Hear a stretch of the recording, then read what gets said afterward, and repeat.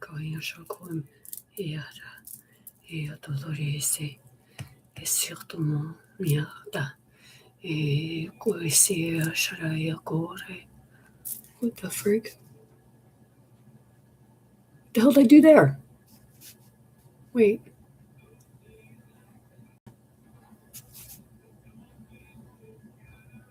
And well, I don't know what the heck I did there. Okay, sorry about that. That was weird. Well, I don't know what I hit. Okay, let's try this.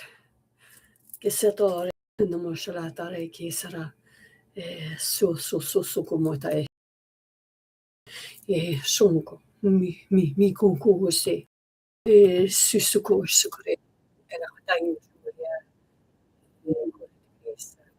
sure mota shore sara sara kiara yum yum yum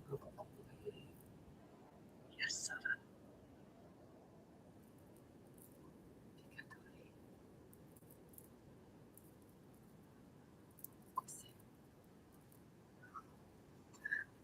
Hi everyone, I am Tara, aka Spirit Mother, and I would like to welcome you all back to my channel on YouTube, Spirit Teaches and Growing Within Self, on TikTok 1974 and Light Soul, and I'm also live on my Facebook. If you're new to my channel, I always recommend, suggest, really encourage you to read the description on my YouTube channel, Spirit Teaches and Growing Within Self, to get a better understanding of what it is that I do bring forward on my channel. As many of you know, I scroll, Spirit is my God, and Spirit takes me and brings me to speak about certain things, to look into certain things, and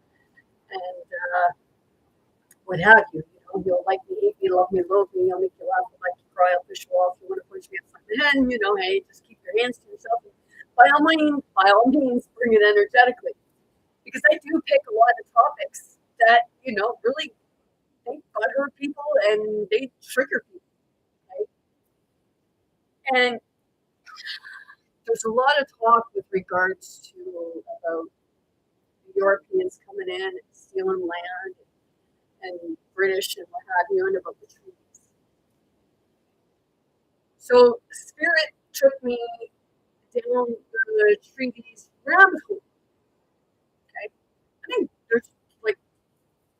I didn't go read all the treaties.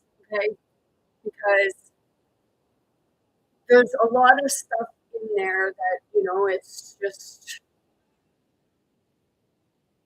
it's a lot of stuff that doesn't need to be in there because it can be simplified. Okay, and a lot of treaties, people, this is gonna make people angry, and you're gonna want to leave my room. But hear me out. Okay. Okay. I went down the treaty route. Okay. And I put up a video saying, hey, like, we need to step back for a minute. Okay. Because a lot of indigenous communities are fighting over their fishing and hunting rights in the land and what have you, and what the government's coming in to do and doing to the land with oil and gas piping and what have you. Right? And I know there's a lot of indigenous people who are going and they're standing on the front lines and they're fighting this. Right?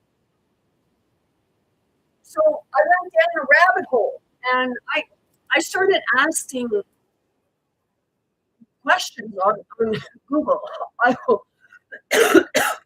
because I always thought that like Nova Scotia was ceded land. But Nova Scotia actually falls under the Peace and Friendship Treaty. Okay.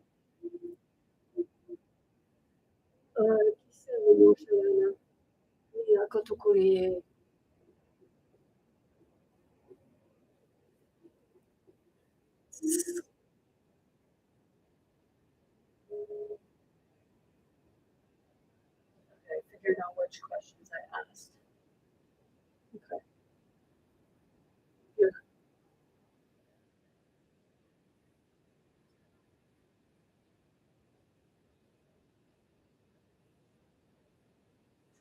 Okay, so in order to go down that rabbit hole, I started asking questions. And, the questions are really going to irritate some people. Okay,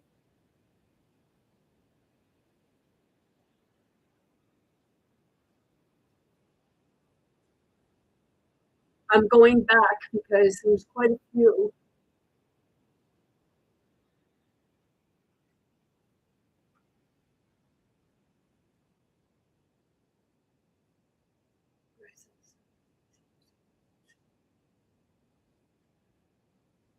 I appreciate you bearing with me.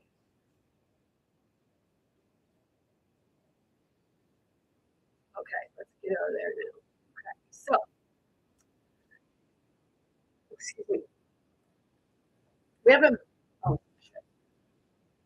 Okay, do that. So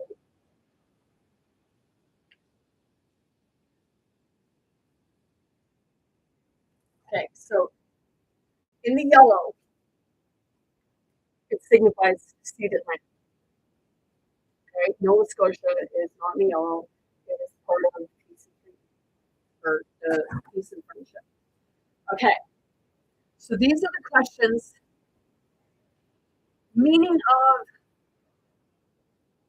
peace and friendship treaty in Nova Scotia. The Peace and Friendship Treaty in Nova Scotia, 1725 to 1779, are solemn nation to nation agreement between British Crown and Mi'kmaq Militi. I'm sorry, I can't pronounce those words. That established, okay? Because that's not my main point. So let's go to the next question that I asked. You can go look at those questions up for yourself. Okay. Then I asked, what rights did the settlers receive through the Peace Friendship Treaty in Nova Scotia? Okay, through the Peace and Friendship Treaty in Nova Scotia between 1725 and 17, the British settlers and the colony government received security guarantees that secretion of hostiles from the Mi'kmaq and permissions to establish and expand their settlements. These treaties were designed to create peaceful coexistence and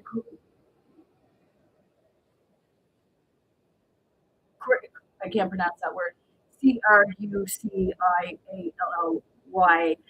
did not involve the surrender of land or resources of the Mi'kmaq. They did grant settlers the right to live and trade in the region without interference from indigenous groups. Okay, so that's why I said before, both sides of the treaty are being violated, but many won't see that. Okay, I understand you're curious about your fishing and hunting rights and what have you, but you really need to put that aside for now. Okay, because once you see the bigger picture, that's when everything else will fall into place. But first off, you have to see the bigger picture, okay? Because you're blaming everything on a specific group of individuals. Okay, that's why I question: has many of you actually looked into the treaties? Have many of you actually looked into stuff, or have you on either side your governance right? Because you feel they're working in your best interest. Okay, with indigenous communities, look at your community. Okay, money goes to your leaders, but it doesn't get dispersed properly to you. The same as in the European or what have you. What you say the settlers government, the money doesn't get dispersed properly. Okay, and because if you're indigenous and you're getting your nose at a joint of what I'm saying, then you're not getting the point. You cannot say, like, truth and reconciliation is not just about what took place in 1865 when they first started residential schools. It started long before that. And in order to get to reconciliation, that's when you have to see the truth, the hard truth. And many people don't want to see that because that means that, you have to look in your own home, in your own culture, in your own society. And you can be irritated with me all you want. It just goes to show what true ignorance really is. At least I'm taking the time. That's why I get so irritated with this fighting. You're fighting over fishing and hunting rights when there's something much bigger than that going on. But they keep you divided with those rights. All human rights are being violated.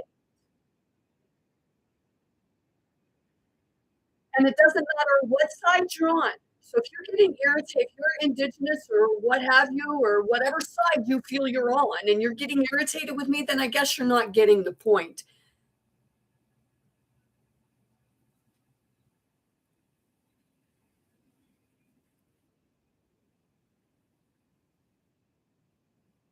Key rights and benefits gained by settlers and the British Crown included.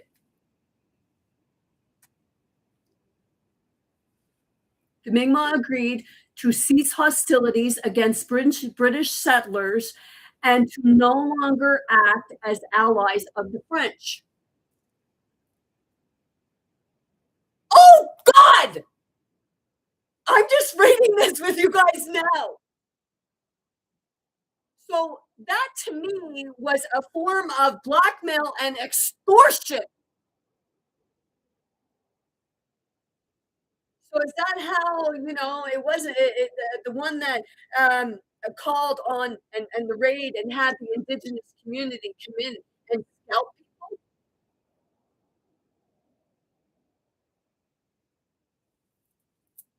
So that was the stipulation.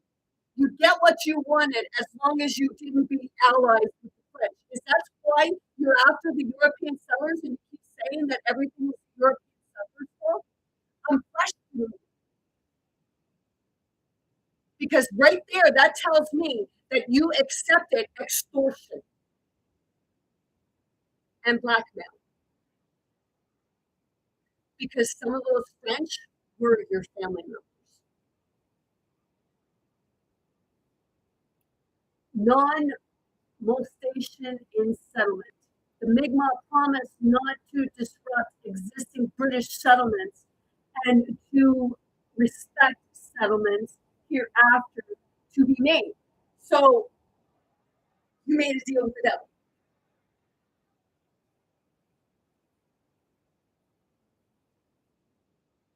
And now you're screaming because they didn't live up to it, and they have you blaming your settlers.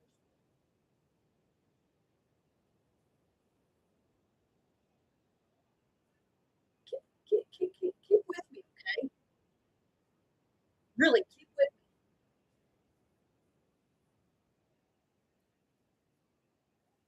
Access to land and resources. Settlers were allowed to carry on their affairs and trade within the province without interference.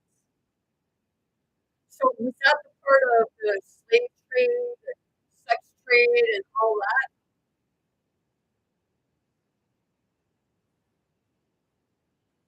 Put your fishing and hunting license or rights aside for now.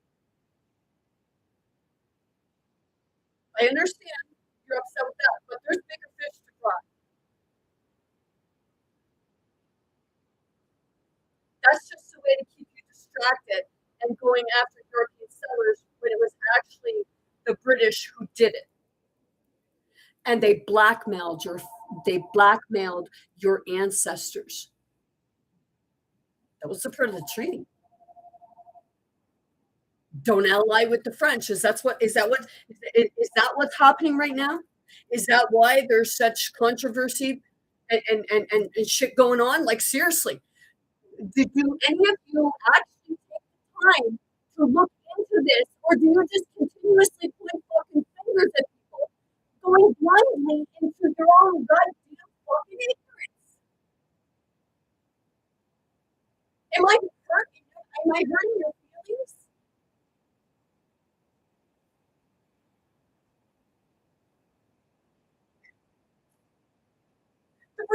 hey, we'll leave you the fuck alone and we'll give you whatever you want, but hey, let us kick the fucking shit out of the French.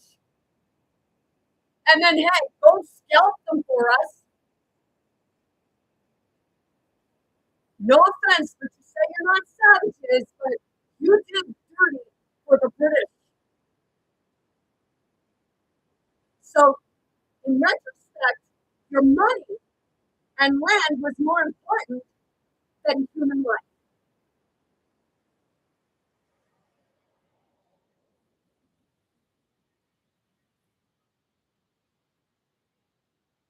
Establishment of trade, truck horses. The treaties, particularly in 1752 and 1760 to 61, allowed for the creation of truck horses tracking folks, which encouraged a commercial relationship, allowing British settlers to trade with the Mi'kmaq. So you had to fuck over the, the European settlers who were actually on your side.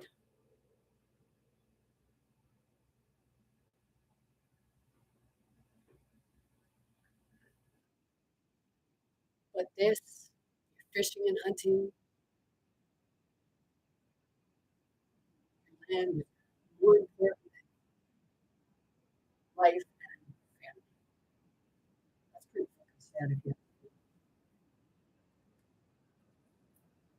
Safety for shipwrecked individuals. The Mi'kmaq pledged to assist people shipwrecked on the coast and guide them to safety in Halifax.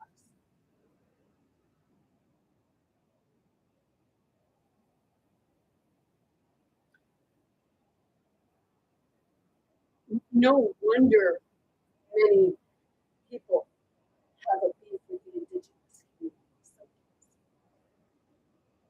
and vice versa. But you're after the wrong people.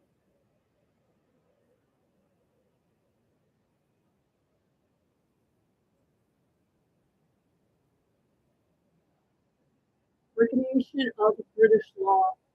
Disputes between Mi'kmaq people and British settlers were to be tied to British courts or civil jurisdiction. These agreements primarily aimed at establishing a stable environment for British colonists to populate Nova Scotia and for trade purpose rather than a formal land transfer. Well, books, right? That's what it is. And that's what they've been doing to the European settlers and the indigenous communities. You won't believe that, right? Because you say, oh, they're up there fighting for us. Are they really? Or is that what many want you to believe? Like I said, people are going to get irritated with this. And I really don't give a shit anymore because you can't sit there and say about truth and reconciliation if you are not willing to listen to truth. I have to say, take your fucking truth and reconciliation bullshit words and cram them up your goddamn ass if you're not going to see truth. Oh, right. That's something the British want you to do. Because they got a beef with the French. Hey, motherfucker, bring it on.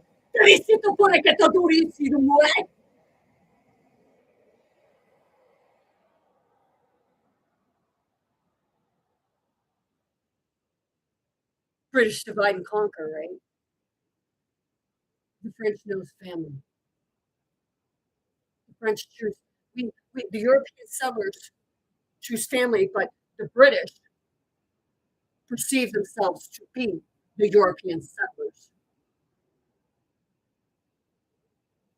But you won't believe that, will you? Of course not. You can't infiltrate anything, right? It's right there. It said it.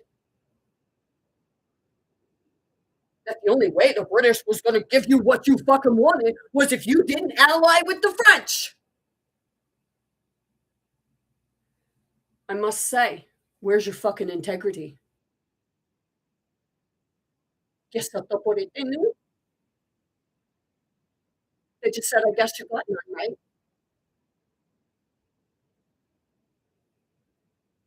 As the indigenous people of Nova Scotia have been interfering with the life and trade of the settlers.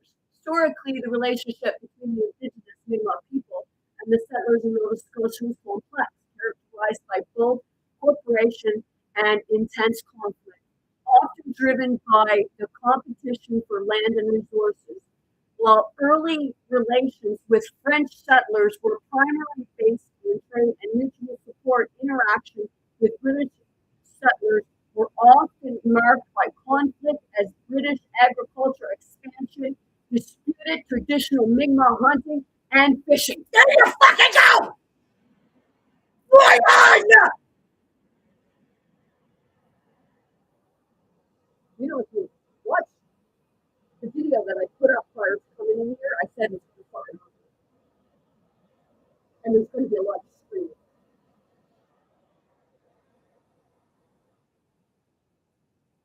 Key aspects of historical interactions, conflict and British settlers in the 18th century, the Mi'kmaq viewed British settlements in areas like Halifax, Dartmouth, and Lunenburg as a violation of their sovereignty and a direct encroachment on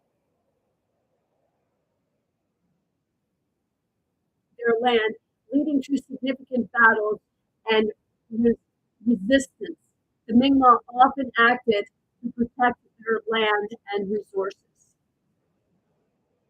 But the whole time your governance was fucking lying because they sold you out. He said the Purite of Sonora. And you say about the colonization, your leaders benefited from it. And who was it that chose it? It doesn't matter on what side. You, the people, chose it. And you wonder why you're getting fucked. I guess you chose colonialism. Instead, you killed them.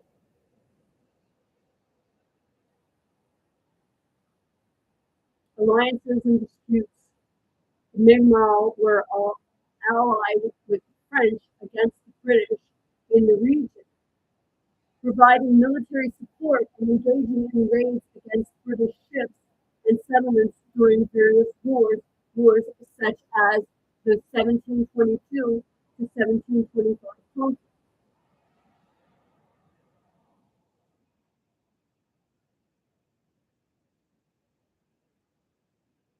But the only way you got to get what you wanted was because you could ally with the French. You're selling. Your leaders are sellouts because they're in on it. Am I offending you? Well, hey, here's a little truth. Are you ready for the truth to get to the reconciliation? Or are you still going to keep pointing fingers at the wrong people?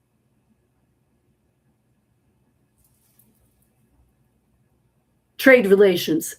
Under the peace and friendship treaties beginning in 1725, the Mi'kmaq sought to maintain trade relations and protect their ability to hunt and fish with specific treaties calling the truck horse trading post. Loss of resources. As British settlements interfered, the habitat and traditional food sources like caribou was destroyed, and Mi'kmaq, who once held a monopoly on the fur trade, saw their livelihood diminish.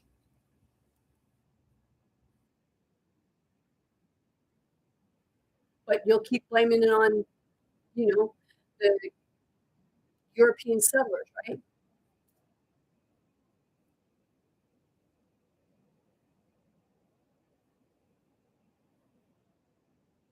They were the ones defending it.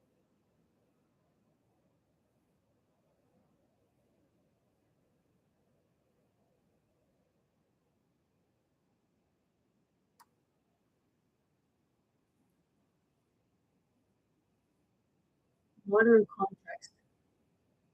Contemporary Nova Scotia conflicts often related to the exercise of treaty rights, such as fishermen asserting their right to modern livelihood fishing, which has led to disputes with commercial non-Indigenous fisheries. These issues are fundamentally about the authority of Indigenous control over resources. In summary, it is more accurately described, that the expansion of colony settlement interfered with the establishment suitable ways of life of the indigenous population. My ancestors were like you.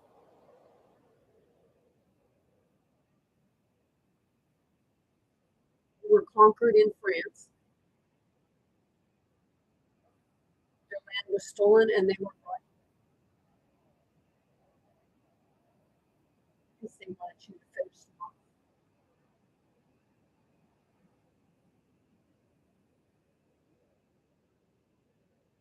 Do you get it here? Of course not.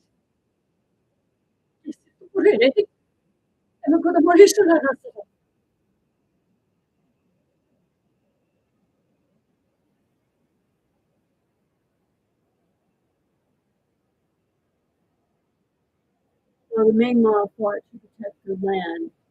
They were often marginalized disposition of their lands and protected by colony.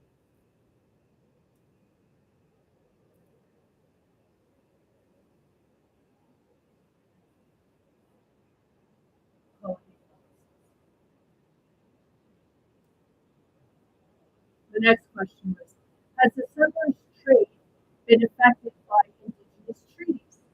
Yes. Settler trade in Canada has been fundamentally shaped, enabled, and regulated by Indigenous treaties, evolving from mutual trade alliances into a framework for land access and resource development. Many impacts on settler trade. Established of the fur trade. Early commercial success for European colonies relied on trade alliances with indigenous nations who acted as suppliers, trappers, and partners. Without these colony projects, would not have been commercially viable. Access to land for development. Treaties such as the number of treaties allowed the Crown to clear indigenous land, enabling agriculture expansion, settlement, and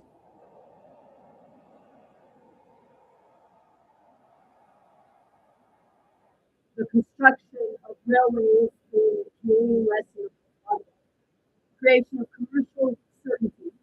Modern treaties, comprehensive land plans, provide stability for non-Indigenous businesses, forestry companies, and developers by clarifying land ownership and resource management. I'm going to get to the good part. So stay with me because it's going to show to you that even though your leaders are saying one thing, they're doing the opposite.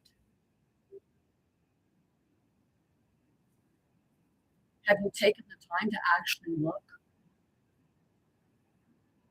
Why do you think they don't want people to be truly educated?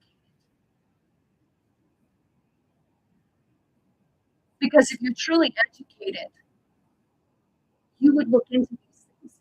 If you truly understood, I'm not saying you're stupid, but they are. And that's why they keep you fighting over fishing and hunting.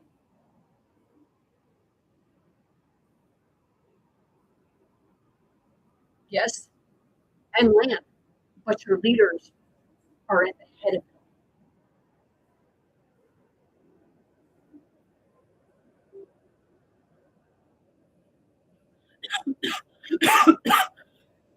it.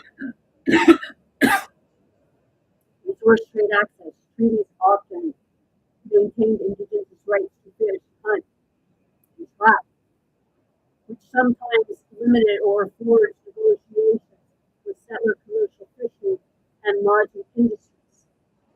So that's the part where, okay, you made a treaty, but now you're even back there. Your leaders are even back there.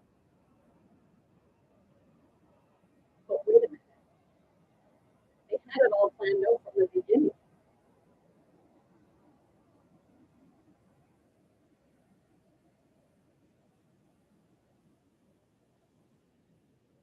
Different types of treaty impacts, peace and friendship treaties, 1725 to 1797, 1779.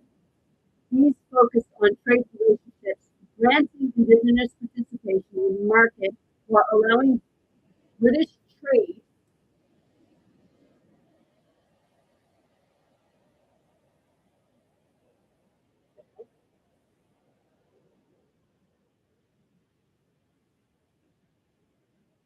Oh, often without direct land. Number treaties, 1871 to 1921, these enabled massive expansions of agriculture and resource-based industries, mining, forestry in the West and the modern treaties, these have increased the involvement of First Nations as partners in commercial ventures and resource development, allowing for more collaborative economic growth.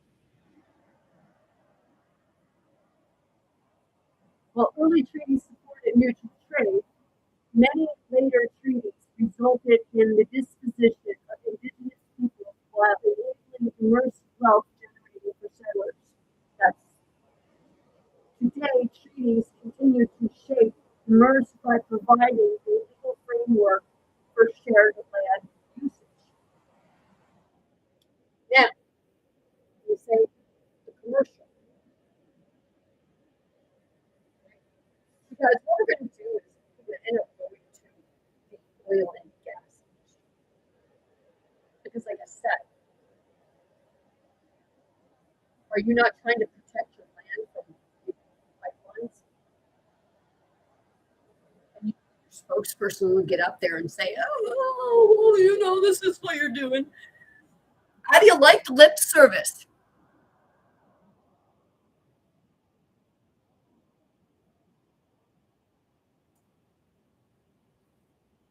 Has the indigenous been interfering with the settler trade in Nova Scotia? I did not ask that one.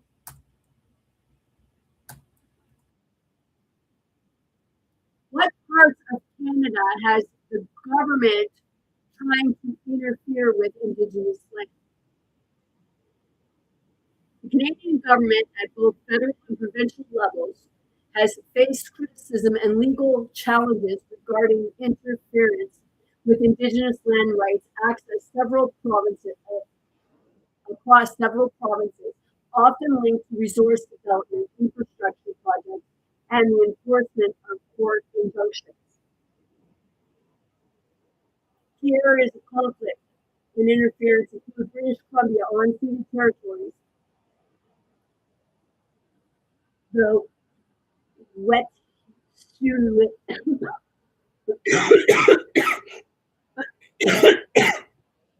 territory.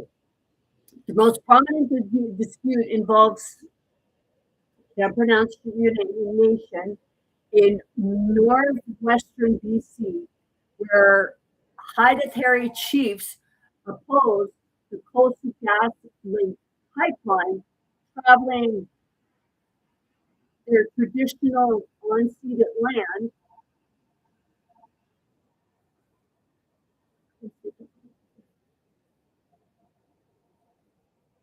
Mercilessly international and heritage leaders have access to the federal and BC government of using the RCMP and private security to harness land defenders, violate human rights, and push through development without free, prior, and informed consent. Metro Vancouver, recent 26 agreements between the federal government and Musqueam Indian Band recognized Aboriginal title over much of Metro Vancouver, causing debate over overlapping territories with the Squamish. This I can't pronounce. You know who they are. Go search it. I'm sorry if I can't pronounce it. What and other nations, as well as tensions regarding private property rights. Blueberry River First Nations. Litigation continues regarding land use, planning, and industrial development impact on traditional territory, with the nation suing in 2024 to stop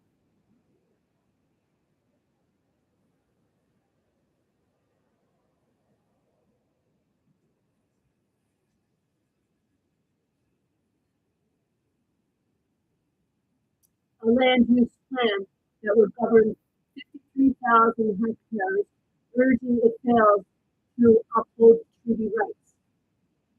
Now, maybe I will come back to that.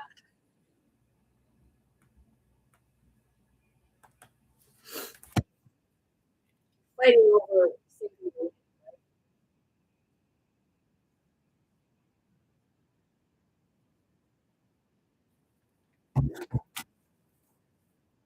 So,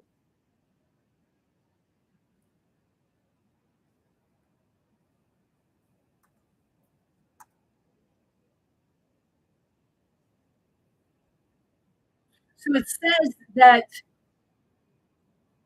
with regards to the most prominent dispute involves the Wet'suwet'en Nation, sorry if I pronounce that right, in northwestern BC, where Hattijary Chief opposed the coastal gas link pipeline traveling through traditional Wet'suwet'en.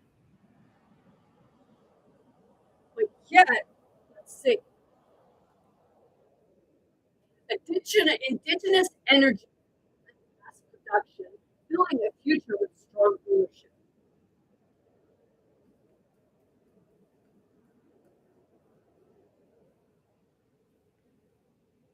As we continue to spotlight Indigenous people, their business and relationships in the energy sector, this article looks for oil and gas industry, particularly upstream production.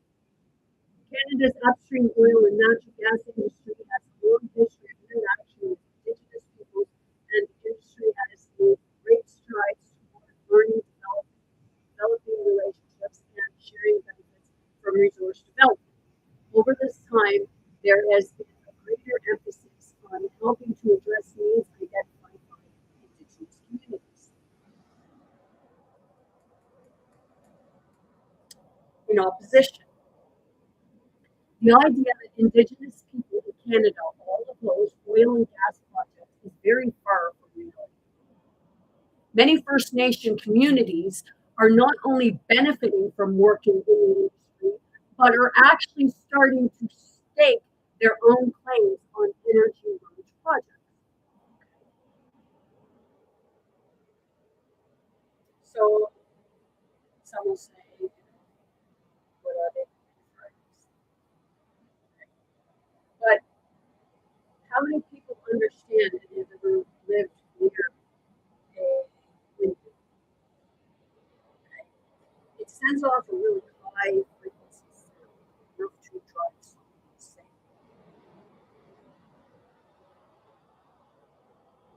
But you say, that isn't true at all.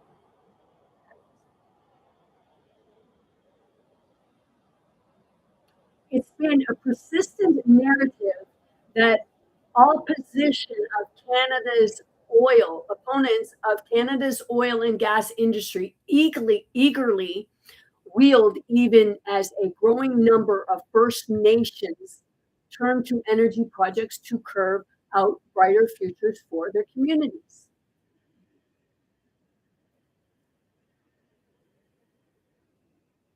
To say that we are all against development is ludicrous. We're in favor of prosperity. We know that the majority of chiefs are in favor of participating in major projects.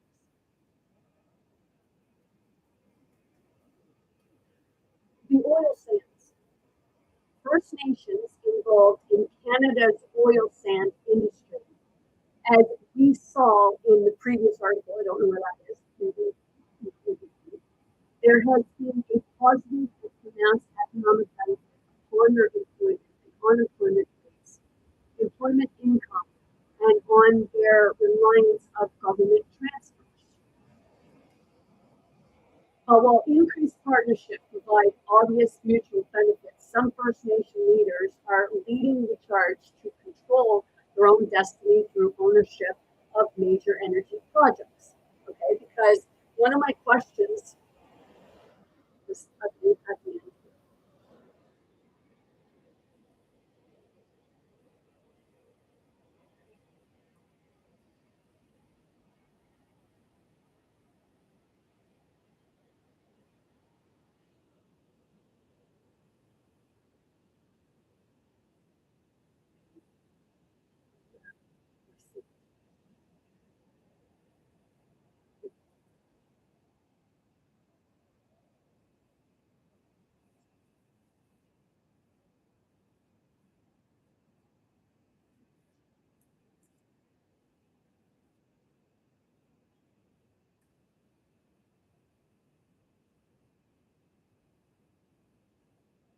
Okay, so when I was hearing about with regards to the coal pipelines, so you're okay if it's on other people's, right?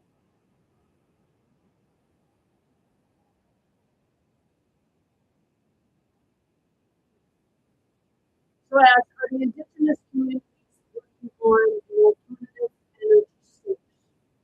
Yes, indigenous communities are active leaders in developing alternative energy sources where they are choosing diesel lights to renewable energy.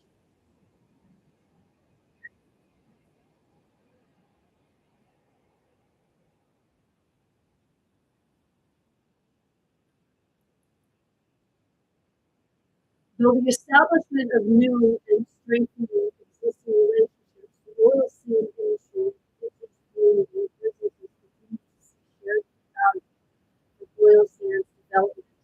Some of the facts they're repeating. Now, see, to me, renewable energy is not investing in the oil and pipelines, but many First Nations are investing.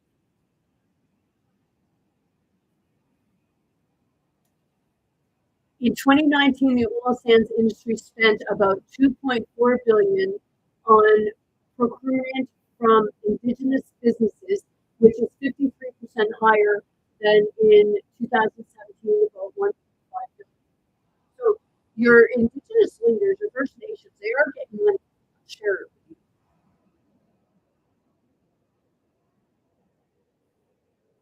The number of indigenous suppliers has also grown from 263 in 2017 to 275 in 2019. Grant procurement spending in the 3 year 2017 to 2019 totaling about 5.9 billion.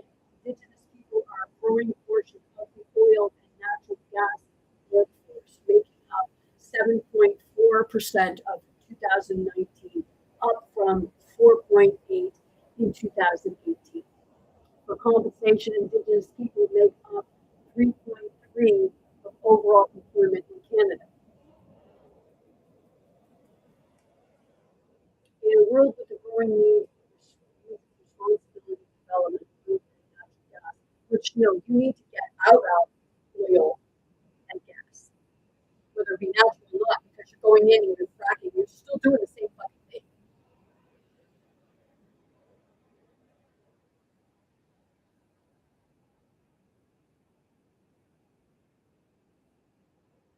Natural gas, the deep relationship and partnership with Indigenous owned businesses and communities across Canada play an integral role in the success of our mission.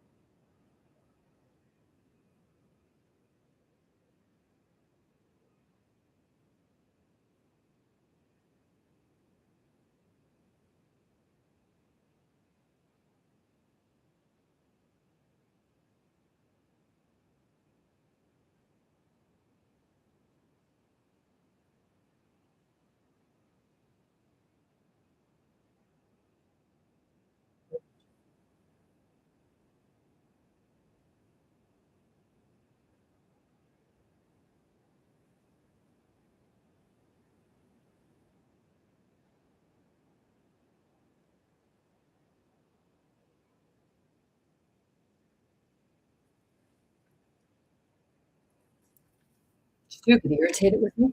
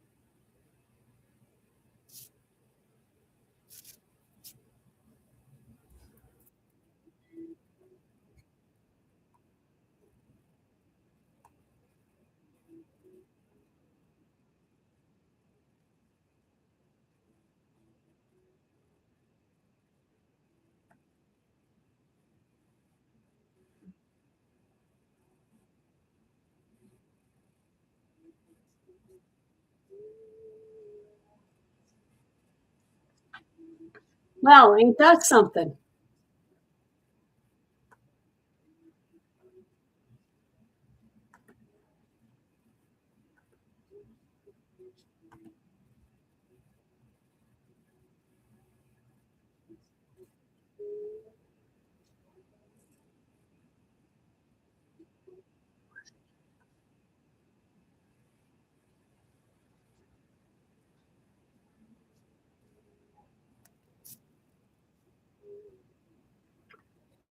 Oh, I know.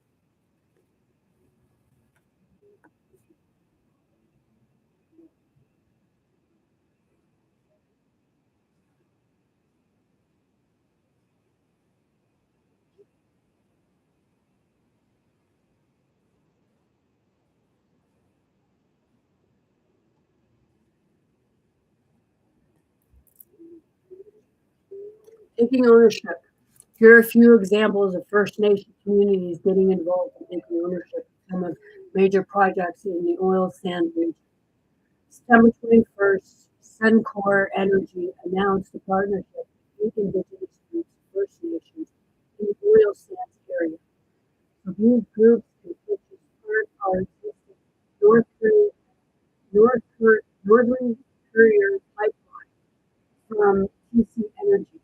The partnership agreement includes Suncor, three First Nations, and five Native communities in the regional municipality of Woods Buffalo, which is the region where the oil sands industry is located. The partners will purchase 15% of the pipeline's ownership with a value of about 1.3 billion on overall. This operating pipeline will provide stable revenues for these indigenous communities for decades to come. Okay, so you're saying about money. So it's destroying your land. You want your land, but people instead of because that to me, gas and natural gas, that is not a renewable. A renewable energy is something that does not produce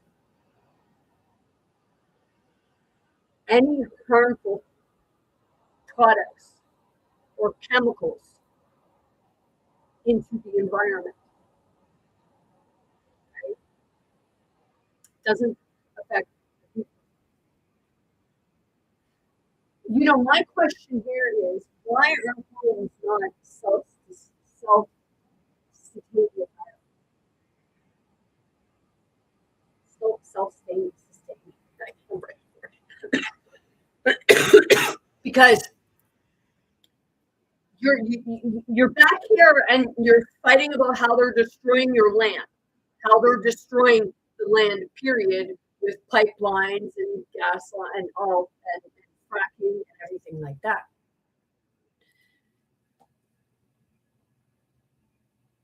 But see, I'll tell you right now, I know that there are indigenous people out there that are extremely brilliant, and they can figure out a way to get rid of the use of oil and gas because your ancestors had that. But the ones that are infiltrating and keeping you on fighting with us and people about hunting and fishing rights, they're destroying the land that you want to be hunting and fishing on, the waters that you're fishing.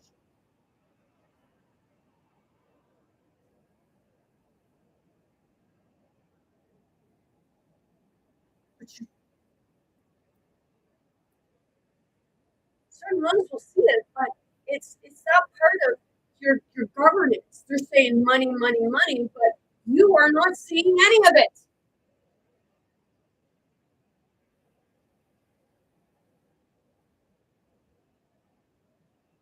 You're saying you're being pushed off in reserves, so you're not seeing anything either. So you keep blaming the other government for it, which we're working together. So you need to go to your band, your First Nations, and say, hey, where the fuck is all the money going? Because it's not going into you, is it? The same as our government money isn't going into us. It's going in to give them fucking huge salaries so that they can live in luxury. Meanwhile, some people are still living in their own chaos, their own mess, their own filth. And you're saying you're not getting it. Well, why are you blaming? Why are you blaming us? Why are you blaming the other government when you are actually getting screwed over by your own government because they are in cahoots with the British? For people that say you came in and colonized us, they're benefiting an awful fucking lot, aren't they?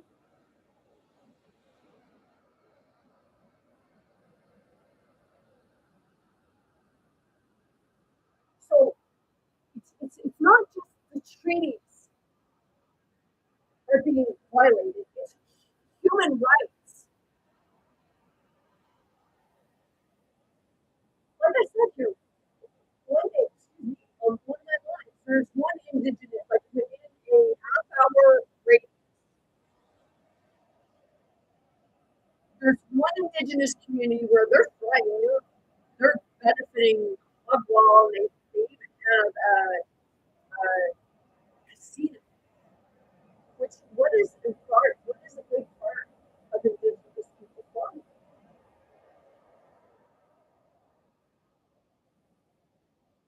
Addictions, right? So they give you pennies and say, here, bring it back. And, you'll lose it, we'll get it back. And, we'll keep saying we're helping. Personally, I don't agree with this.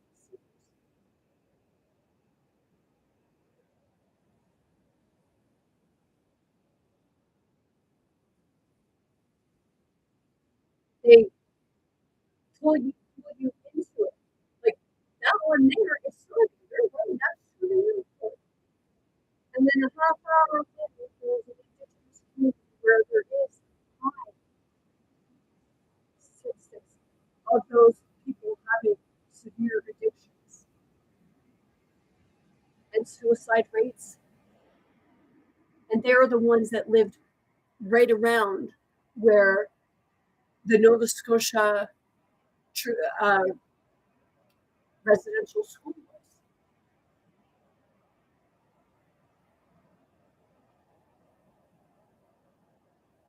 So it sounds like the ones that are benefiting the most, they were on the side of the British, and then the ones that are least benefiting, you on the side of the French. So you got punished. You get it yet? So now they're trying to get you to turn on the European settlers. their aunts, their descendants, and what have you. That's what they did when they first arrived, right? We'll give you this and this and this and this and all this stuff. But you can't ally with the French.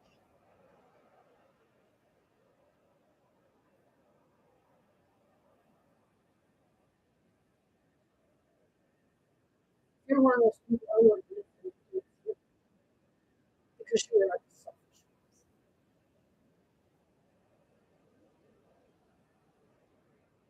You are the traitors.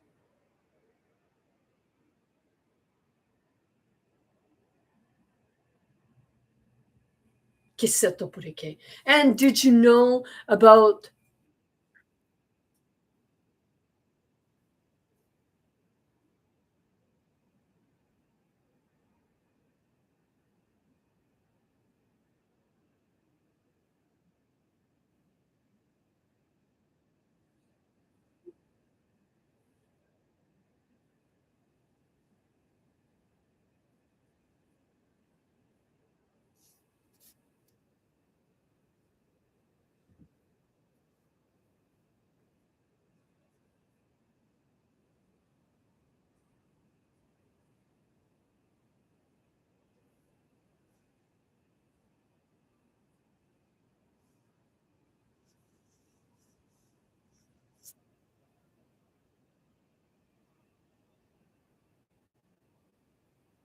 see, you're saying about certain people coming into the country and infiltrating?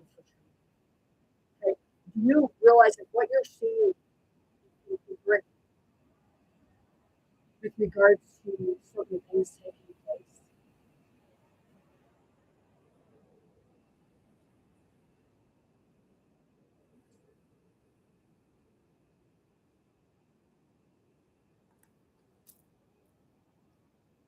So I looked up British Indians. You know, I've seen,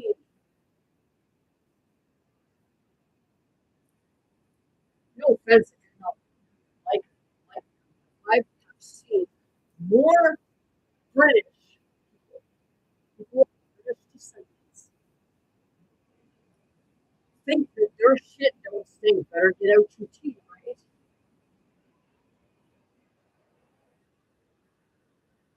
I've witnessed this firsthand, and I can talk about it because my father, the side of my father, and my mother was the French, but she was also indigenous,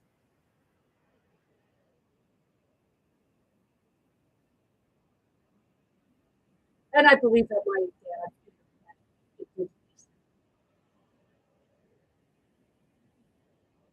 because he does look a lot like certain affiliations with the indigenous communities of the Indians.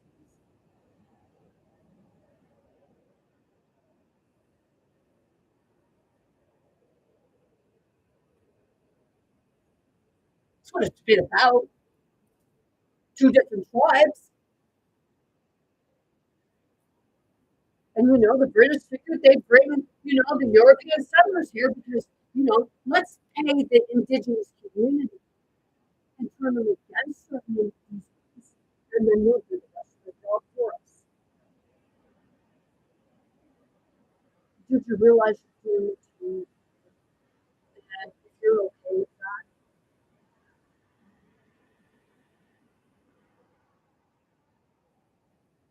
I just have to say, well,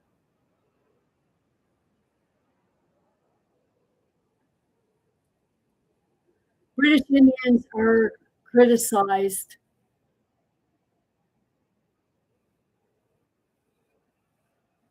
of the United Kingdom, whose ancestral roots are from India.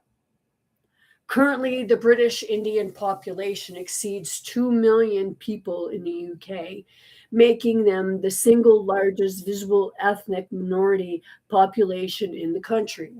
Do you know, I will be honest with you, you say that a lot of the pedophilia and everything like that is coming from the Europeans. Actually, No, it's not. Because in the 1700s, when the settlers first came here, the indigenous were taking people and torturing them for the British. And they were even doing it to their own people because that was the only way to get the land, right?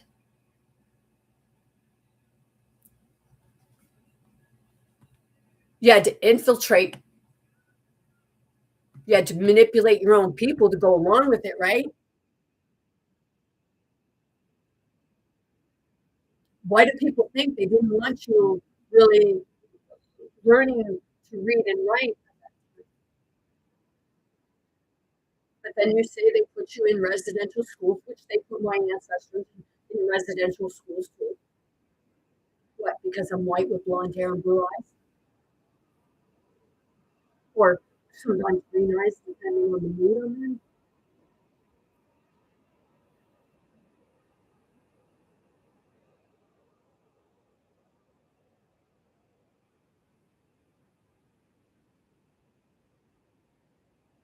You know,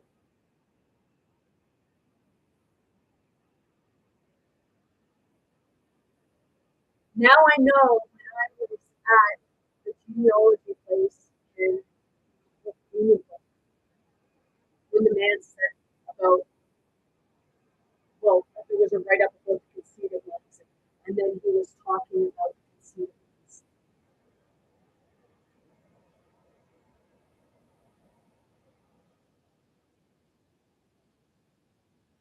Do you know those were the indigenous communities that were actually connected to the true spirit of Mother Earth? And those are the ones today that are living on reserves, that are starving and addicted and with nothing.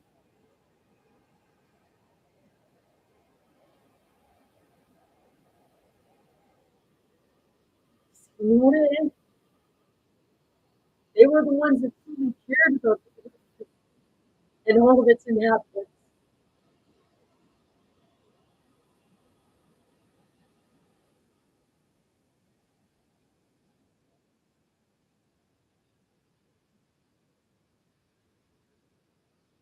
I read and I should have kept it up. I think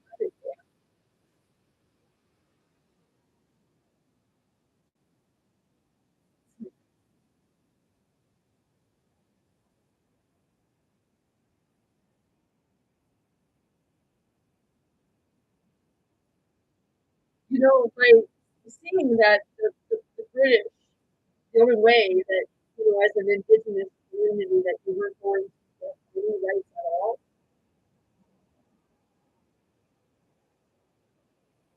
was if you broke your alliance with the French, if you sided on their alliance with them. That was the only way. That's why I keep saying, was the money worth it? Or not, was the money worth it? I hope the money was worth it because now maybe you should keep your mouths closed with regards to colonization because your own people colonize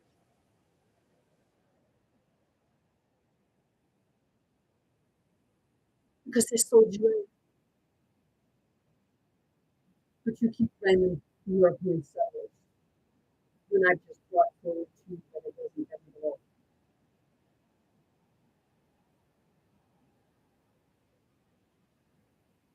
So the ones that are fighting over your fishing and hunting rights, blame it on your own people, your own leaders. And then they're the same as, you know, people who voted for our government, put them in there. But see, the thing is, I'm a little confused. You have your own governance, but you still vote for ours. How does that work again? Isn't that a double monopoly type thing?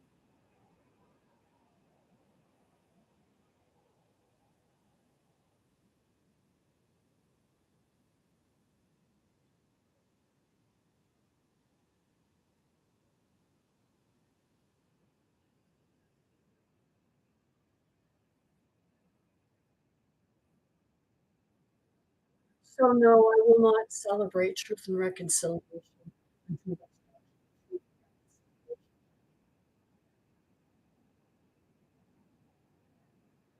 Because we're still celebrating this.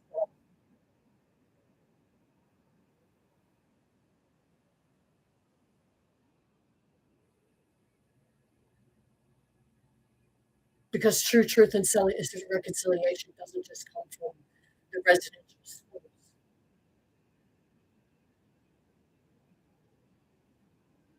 It comes from the endless wars. Haven't you had enough fighting? Haven't you had enough greed?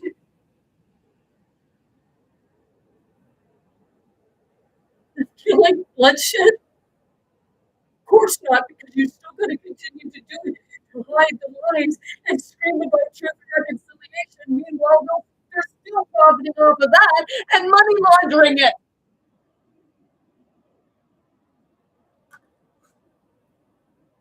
If you don't take the fucking time to look into that, right, you'll just scream about your goddamn fucking fishing and hunting license. Meanwhile, people are being slaughtered.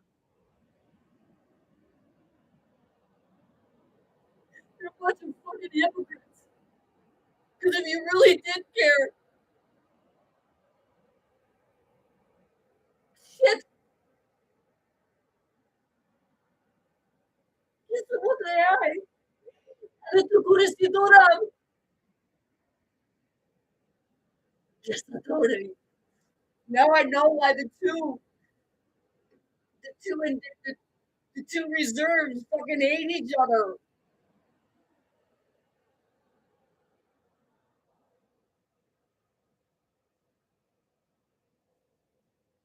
You were fucking slaughtering each other before we even got here.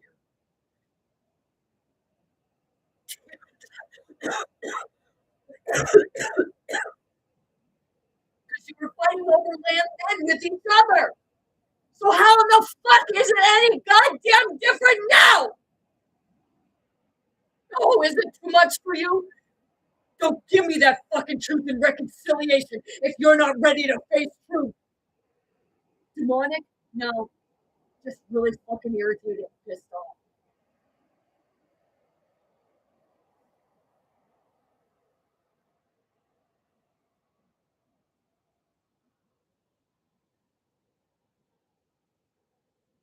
Here's what is wrong with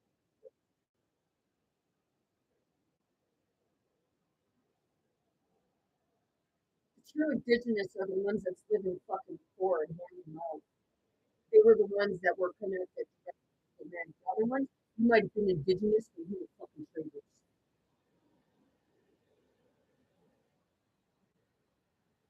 Killing your own family members if it meant you got a fucking piece of land or a dollar, right? And whether I'm talking about some of my ancestors too.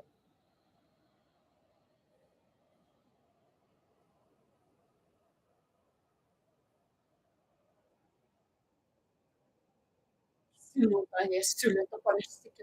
still.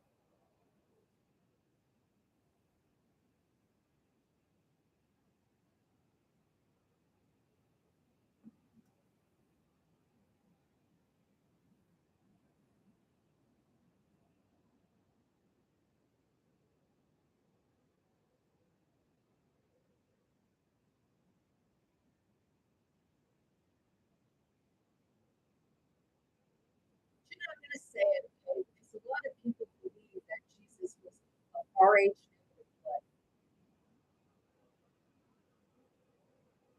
Where does the RH negative blood factor come from? You said you just started finding it in the early 1900s or thereabouts. But, when did you start finding the remains of what you say giants, Nephilims, what have you?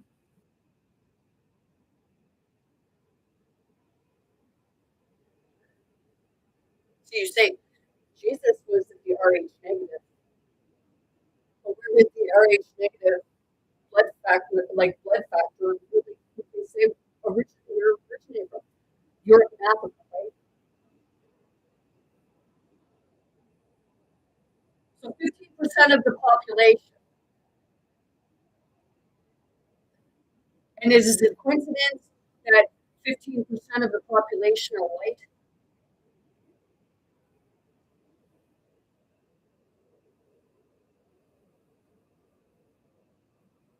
They used to say it was called right.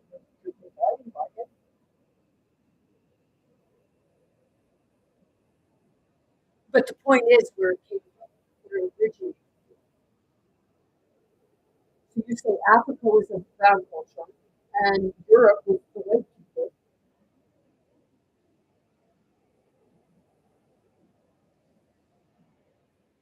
But somehow it just goes together. 15% of the population is Rh negative, and 15% of the population were white. Did you think that indigenous people had to be?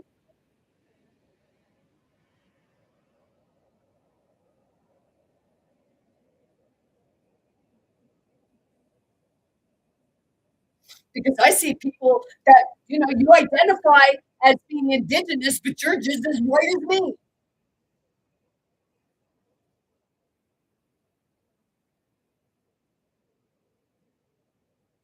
It's just por edaya saraya.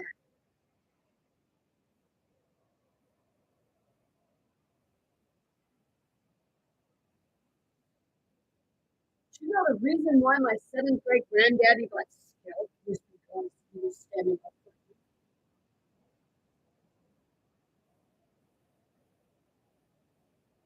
They said it was an indigenous. They said that it was an indigenous person that they said was had scalped him.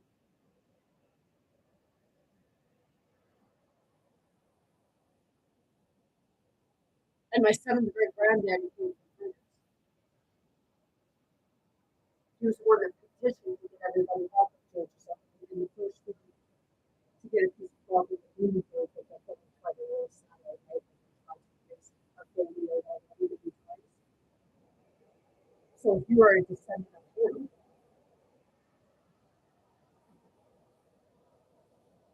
which have so the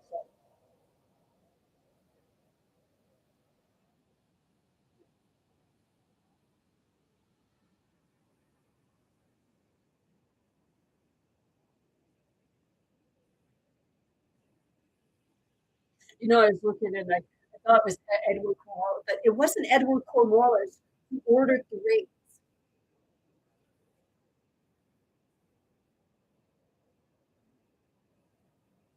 But see, there's two separate things. It says that it was some other person, a French guy, and in some it says it's Edward Cornwallis. So, hey, but anyway, there's a fucking big two, and I see both sides. Because I did go to the pier to look up, the ancestors. But it was weird because everything was about Edward, like everybody was about Edward Cornwallis and what have you. But yet, when I went there, it was all about a Jewish or the Jewish people coming home.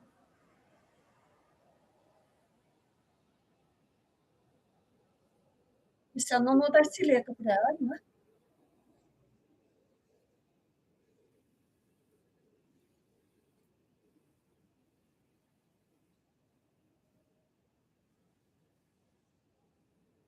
They said that the true Jewish people actually stem from Scottish roots. They were Druids, Scottish roots. Because one of my great granddaddies was Scots Ireland. So, I know why my grandfather was able to do that.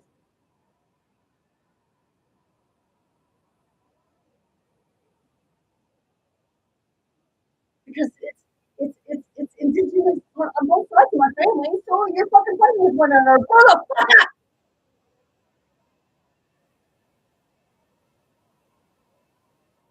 So I say, it's just like they're taking both their fucking heads and going cling, ding, ding, ding, ding, ding, ding. Anybody wake there?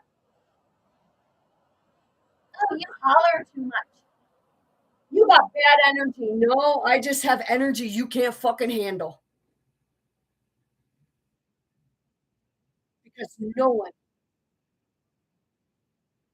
who said, well, I can't say no one, very few people want to realize that to get to peace and reconciliation, you're going to need to face some hard truths.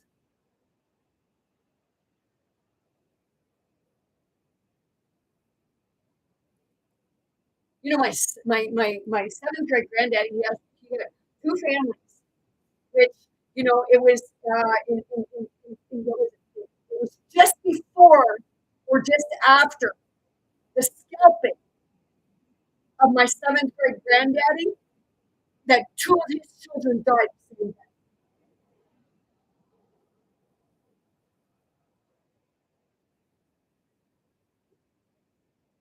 Coincidence? Because I got that they were poisoned.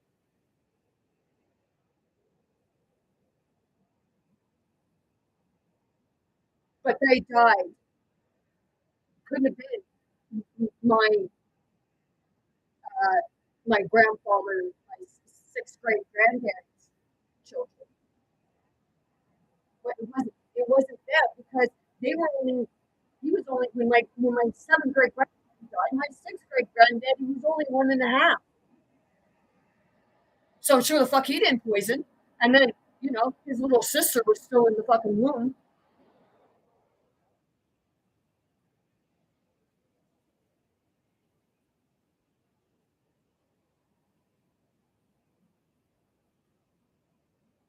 You know, I think it is like, you know, I think my great granddaddy had a brother,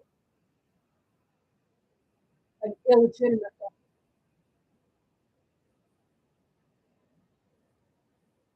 Well,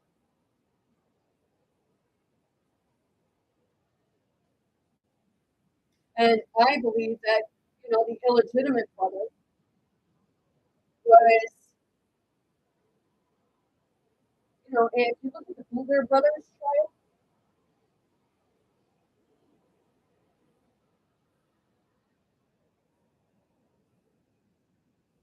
you know, he would have been, you know, possibly the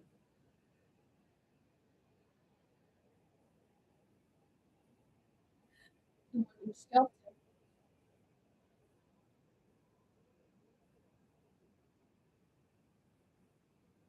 So it would have been my sixth grade granddaddy's wife.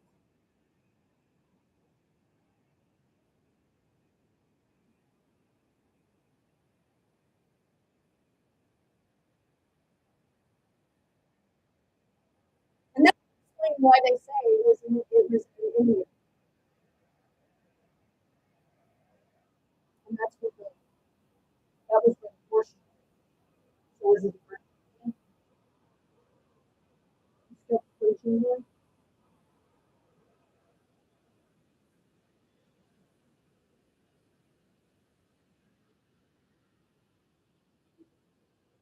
So brother, you know, you say a lot of them with regards to brothers.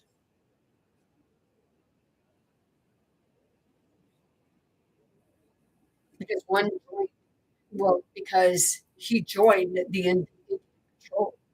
And, you know, I think I said, is it possible that my sixth grade granddaddy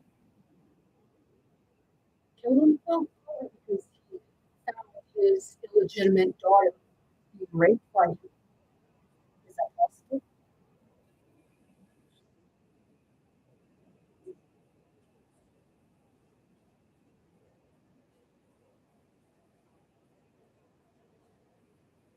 But it said that the mother got killed.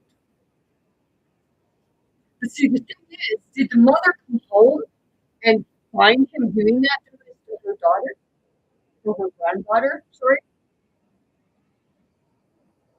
and he killed her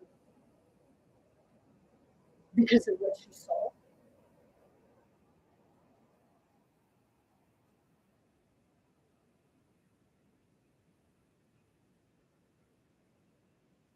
I've been pushing this for a while now.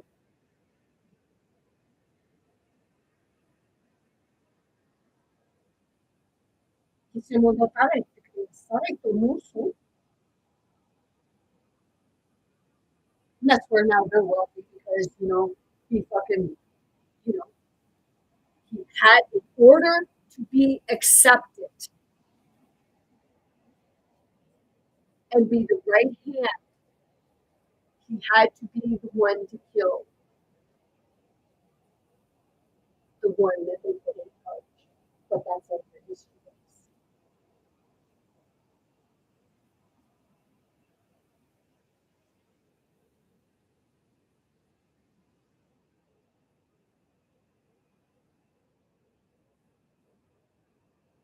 And then I kept wondering why I kept saying the name anime.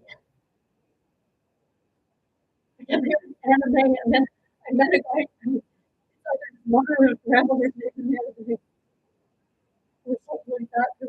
I thought it was mine.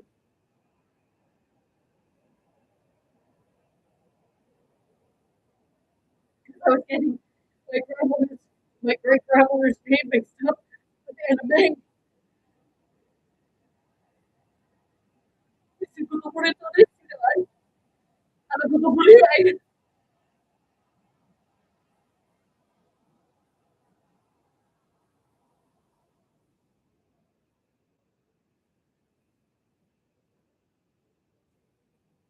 So people look, you're crazy, you're crazy. Only because they keep telling you.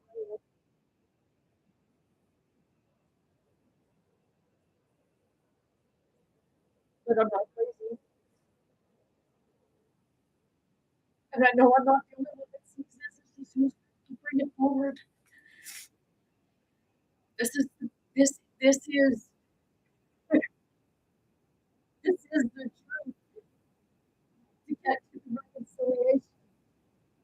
Seeing what really happened when they remove your history books and try to eliminate.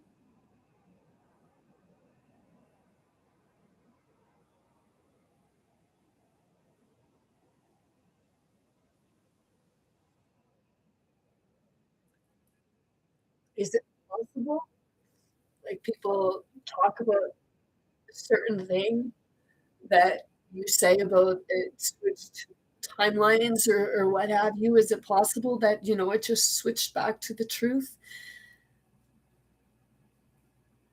of what was hidden and now it's coming out? But you won't believe that, right? Because they'll keep you in that narrative. Your own people sold you it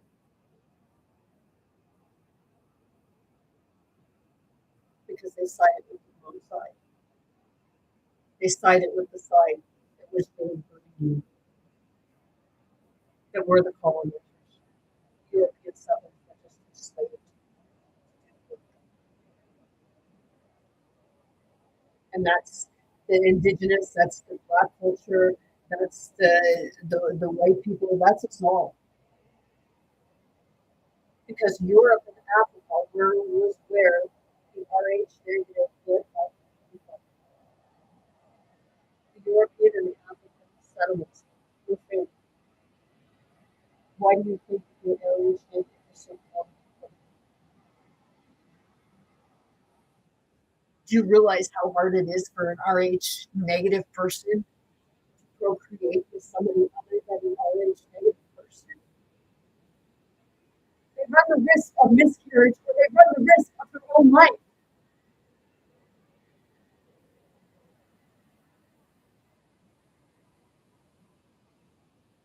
But you said you believe Jesus was a RH negative blood, so hey, go look at Mary.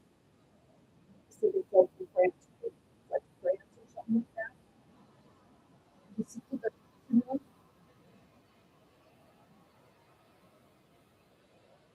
in the Bible. Yeah, because you say you're in fucking Revelations right now. Revelations is revealing the truth or realizing the illusion. Quizá no mutárate. Maybe you don't in your mind understand me, but like fuck, if you're experiencing anything from me speaking in anything other than English, And your spirit goes,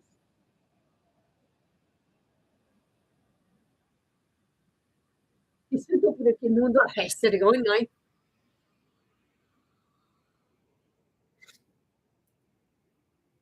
I speak to your spirit. So if you get annoyed and go off, well, you know,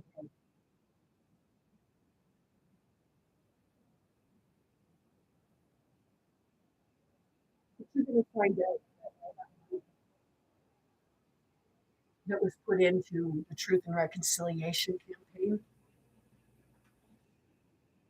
or bringing it for or what have you. It was just being money laundered.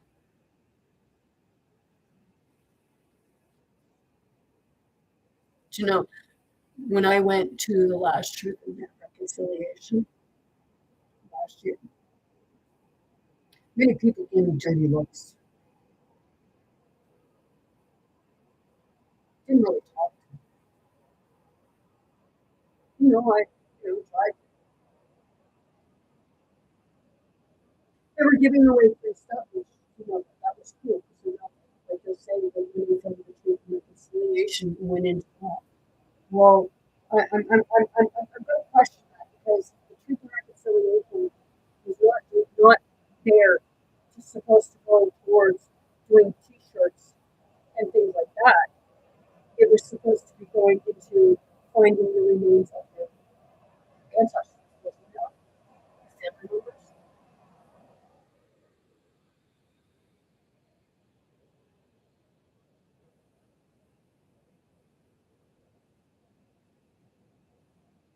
The other thing I thought really cool about that is that there was the issue that they can associate with the First Nations individuals when they were the ones, they were the fishers and they were giving them lots.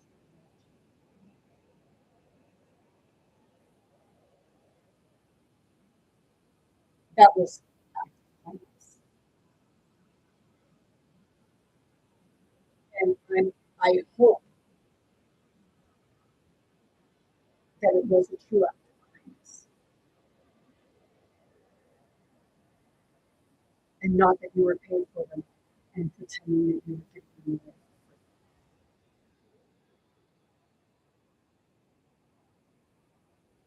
We got like 5 or 7 of them who gave us that money. And we took it home and I took it back to the ocean. No offense, but it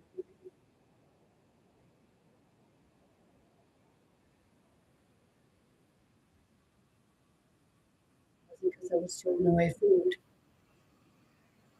You'll get bigger, you'll catch them again, and hey, they'll have babies, so they'll multiply, right?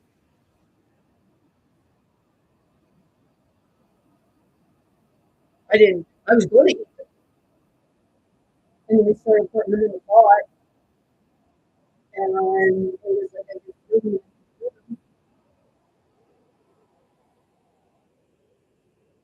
I was like, no, yeah. My ex-husband asked me, like, oh God, I don't want to. He's like, well, what do you want to do? I don't want to cook them. He said, well, then you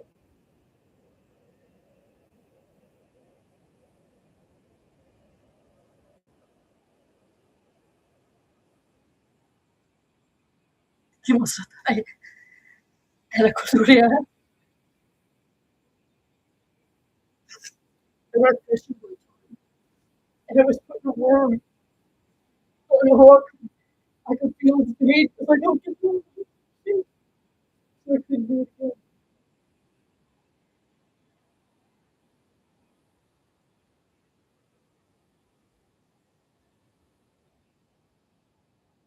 No, really looking this out all over the 2 weeks that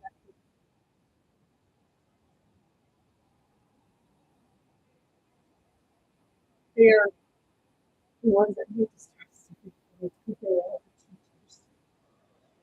They are the ones that do plan. Don't just want to kill them. You only what it takes what they need.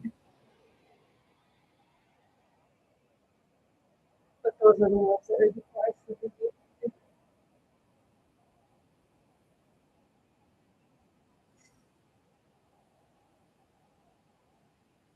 So I could see why these two reserves would be fighting back and like having a beef with one another because I see the family thing. Que sono tali istitutori.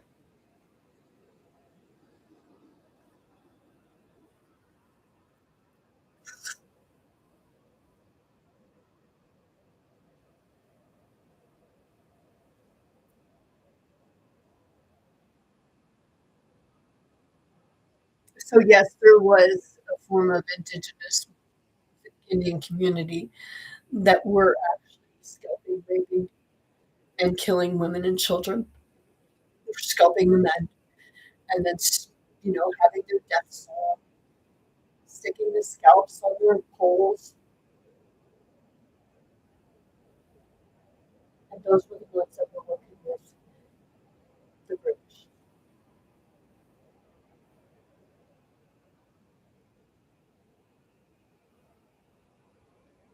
So sometimes when I hear that sound,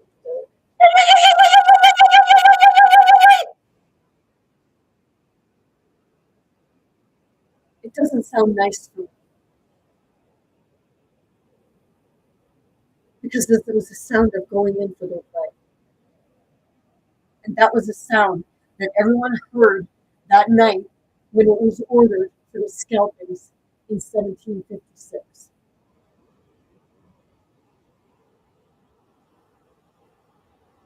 And I know who I was connected to. It was the families that were affected by being scalped. My sixth grade granddaddy, seventh grade granddaddy being one of them. And then the other family, the woman, I could like it was like I was connected because when you look in for Edward, like with regards to the remains, the woman that went in, got her children not inside, went in and barricaded herself and the children.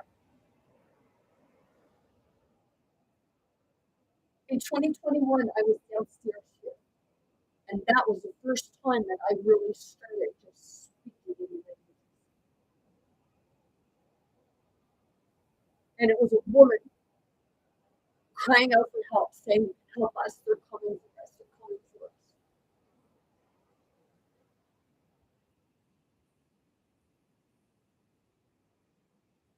And telling the children to hide, and there was a lot of crying and screaming.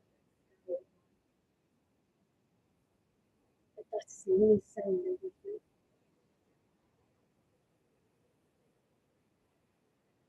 That and the Calvin community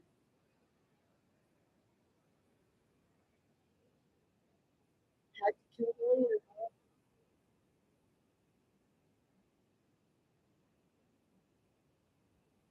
There was a dead soldier. These ones I'm talking about, they were cannibals.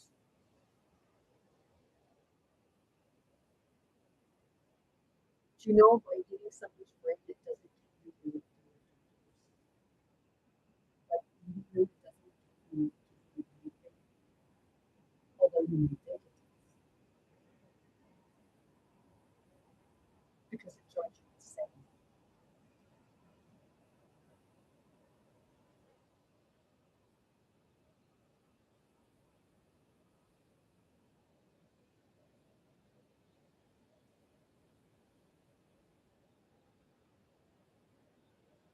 That was the part where, jackals, coyotes had this.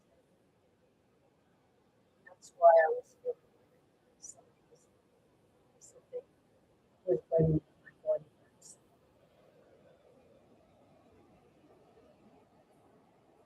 Because that was my seventh grade grandmother showing me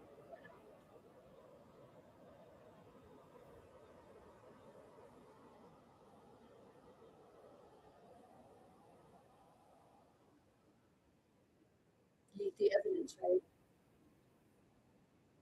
Or, no, you burn it. So no, it wasn't the European itself. It was your family members that were trying to keep.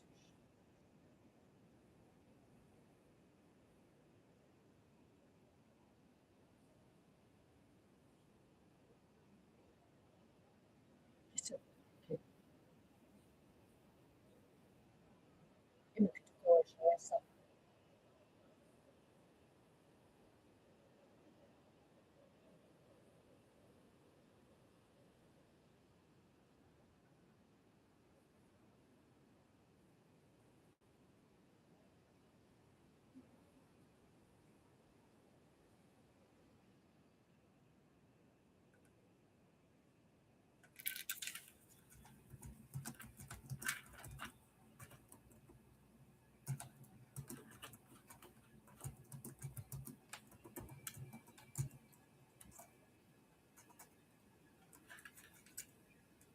I'll listen to Spirit before I listen to anybody else right now.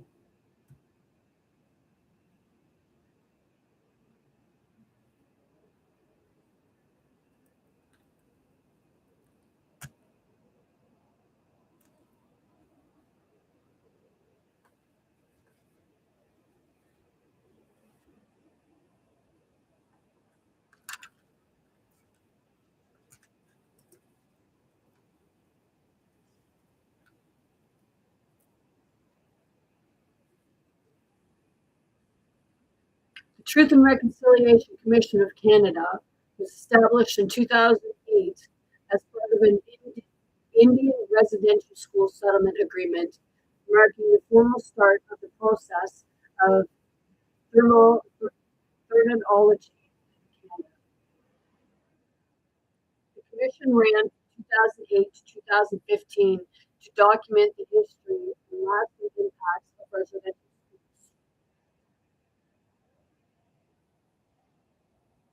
The commission was officially launched on June 2nd, 2008, following a formal apology from Prime Minister Stephen Harper. So Prime Minister Stephen Harper apologized, and then you made Justin Trudeau apologize.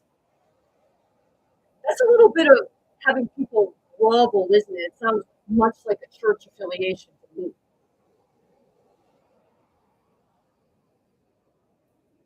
Take from the poor and give to the rich. Final report, the TRC released its final report, including 94 calls to action in December 2015.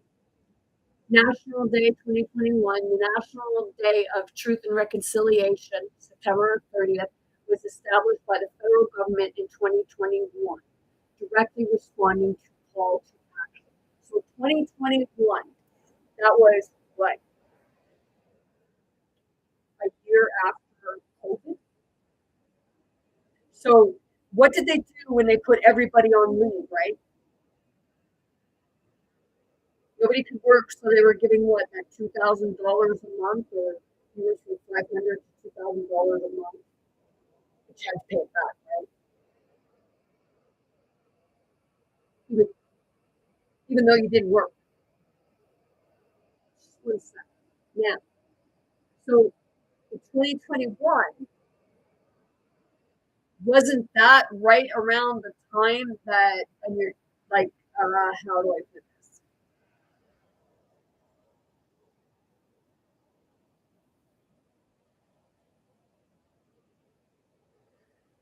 Where they started clawing the money back, and then they brought about truth and reconciliation.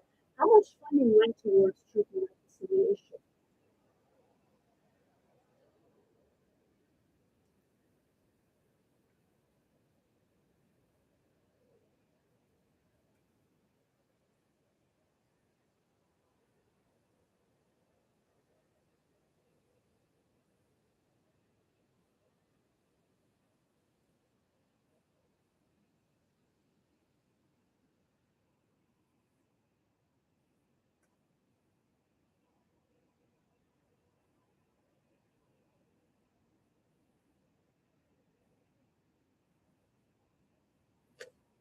Financial investment into truth and reconciliation in Canada involves many layers, ranging from the initial commission to billions in settlement payments and ongoing compensation. Truth and Reconciliation Commission signifies initial TRC budget. Okay, so you take, after they take all their fees and what have you, and you know, they always get paid first.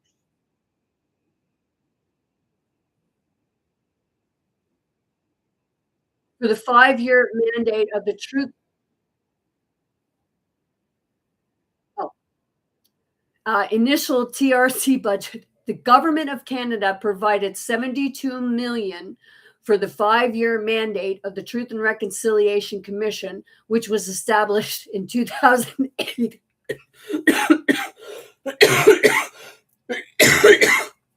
and ran until 2015. Ongoing archival, ongoing archival support. Can't pronounce that word. In 2018, the federal government provided an additional $10 million over 7 years to the National Center for Truth and Reconciliation.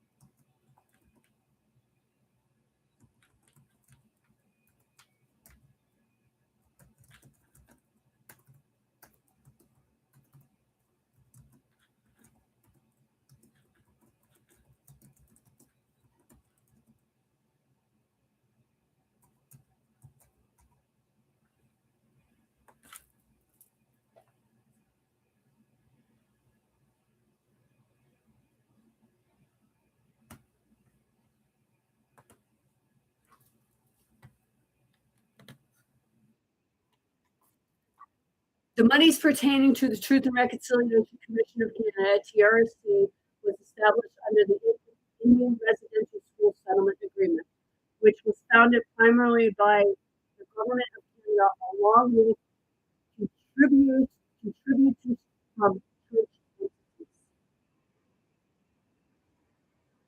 Here is the breakdown of who was in charge of the funds.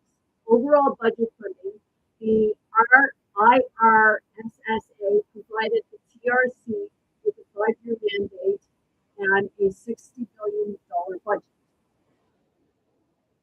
Funded administration and approval, the Department of Aboriginal Affairs and Northern Development Canada, AANDADC, now Crown Indigenous Relations and Northern Affairs Canada. Keep in mind, whenever it's the Crown, it's the British, was responsible for approving the funding project recommended by the TRC and ensuring compliance with the Treasury Board guidelines. Why aren't you asking where this money is going?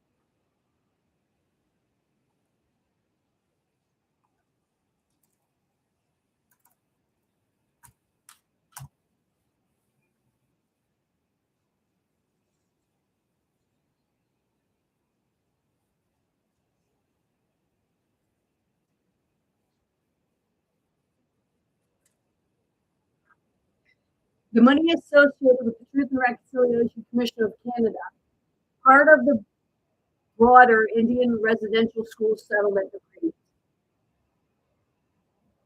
was directed toward compensating survivors, establishing a historical record, funding historic projects, and supporting community healing. The TRC itself operated with a budget of approximately $60 million over its mandate, while the overall settlement paid out over $3 billion.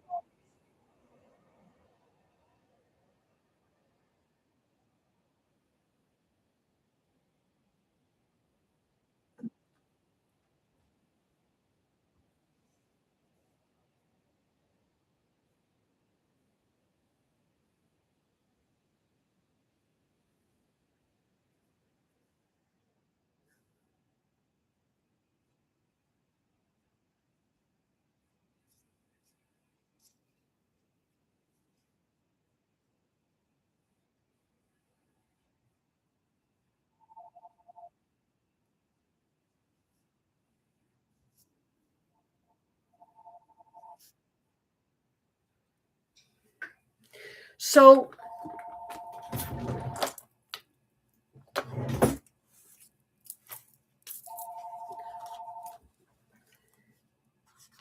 oh shit. Why did I take that?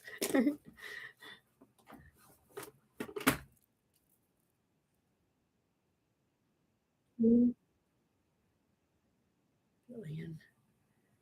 940 million. 7.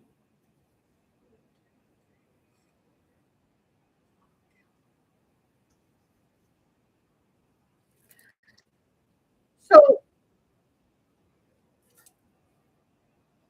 operated with a budget of approximately $60 million over its mandate. So that's what the people got from what I'm understanding. That's the money that went towards the treaty reconciliation back into the people who over its mandate. While the overall settlement paid out over $2 billion. So you guys should be asking, where did the other $2,940 million go?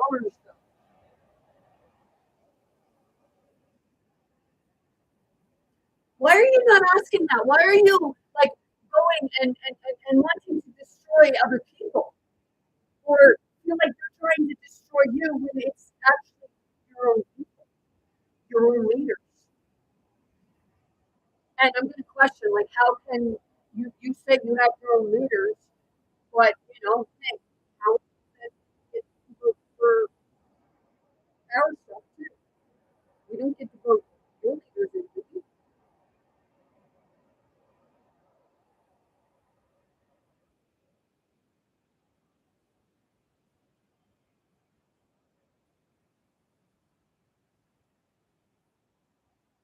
But you'll have something to say about what I said because you think it wasn't right.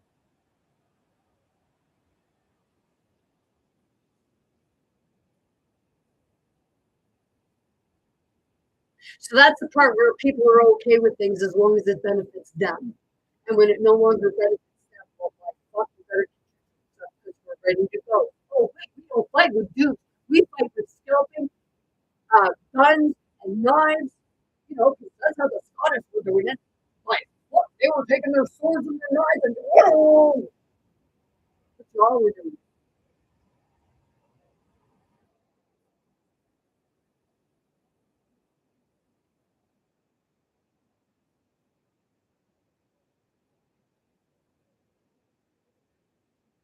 So you should be asking yourself, but actually going to your own governance.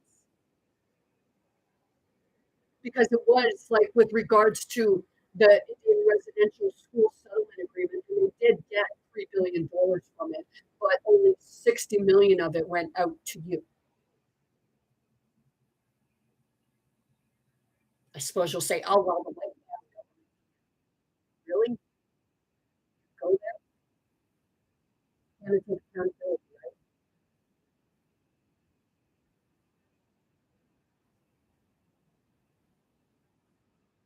I know a few people, and both of them have indigenous blood.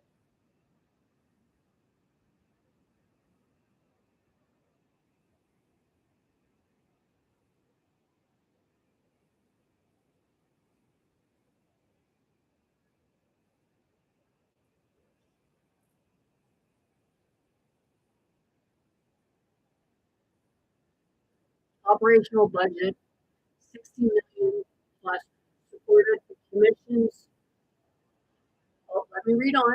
Commissions work, including national events, community hearings, gathering over 7,000 testimonies, and complying with the final report.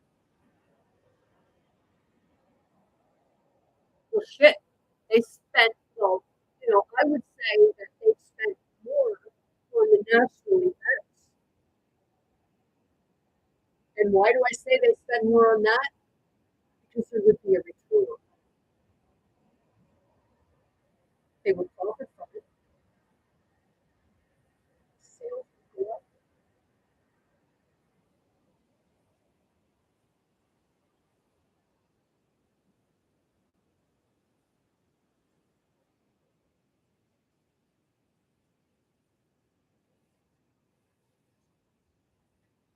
Gathering over 7,000 testimonies. Fuck, man. That must have been one fucking expensive testimony.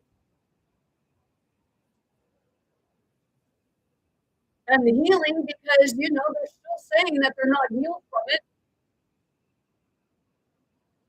So, what is the healing? Exactly.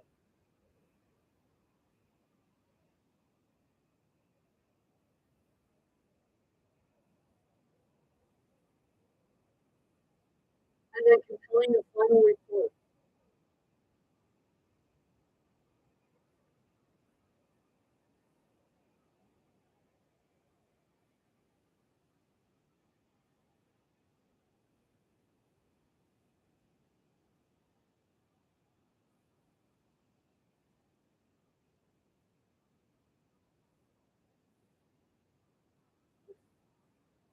And who exactly were you getting the testimonies from?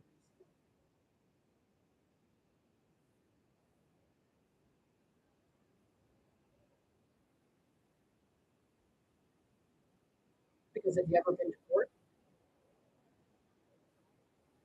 And you have to say, you go. We had to get paid for our time.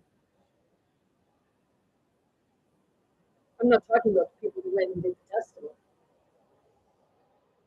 I'm talking about the ones that they say that they spent a lot of money.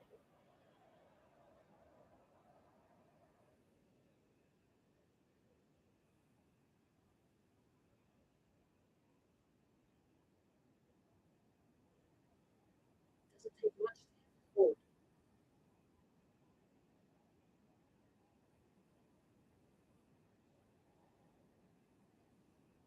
But you'll say somebody had to transfer. A computer can do that. It's called voice activation. All you have to do is put the recording on and it will do it. It's even called subtitle.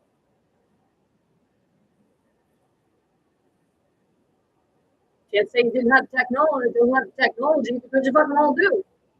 Because it was just in what, 2021? That was what? Oh, do the math. Oh, 5 years ago?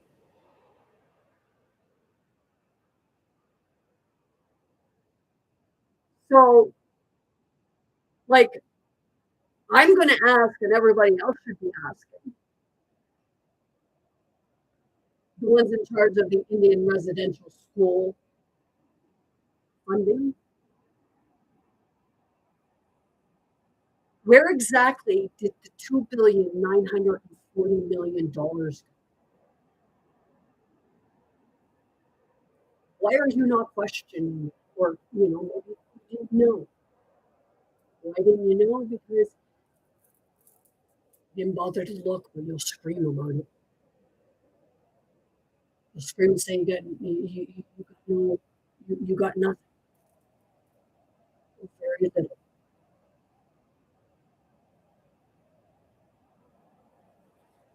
I don't care if you like me for what I'm bringing forward. You don't even have to believe me for that matter, but I suggest you start looking instead of wanting to kill somebody else or, say they're stealing your land. Don't you know how to live together? Don't you know how to share? That's why I said, hey, I didn't come down here to play nice in a fucking playground full of bullies.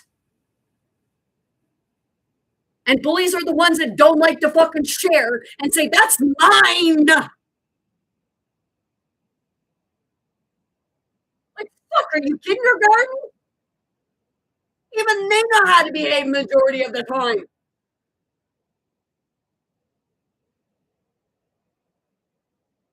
Che sono arresti, non hai scialato corsia, eh?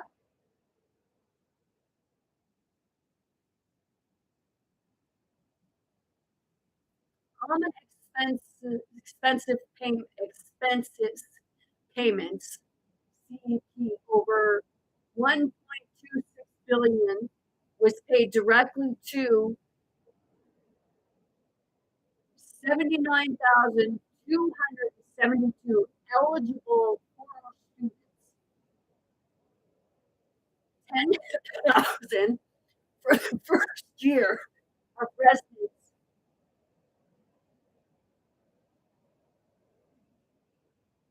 and 3,000 for each subs- subsequent year. Okay, so it's saying that out of that, okay, let me get this straight.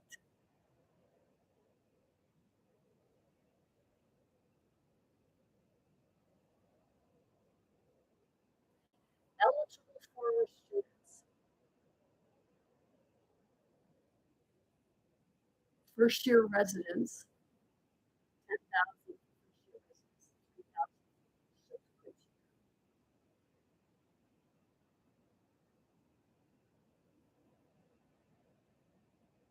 So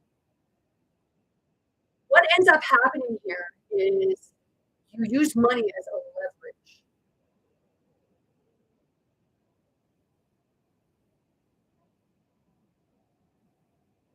This is like this is going to it's going to irritate.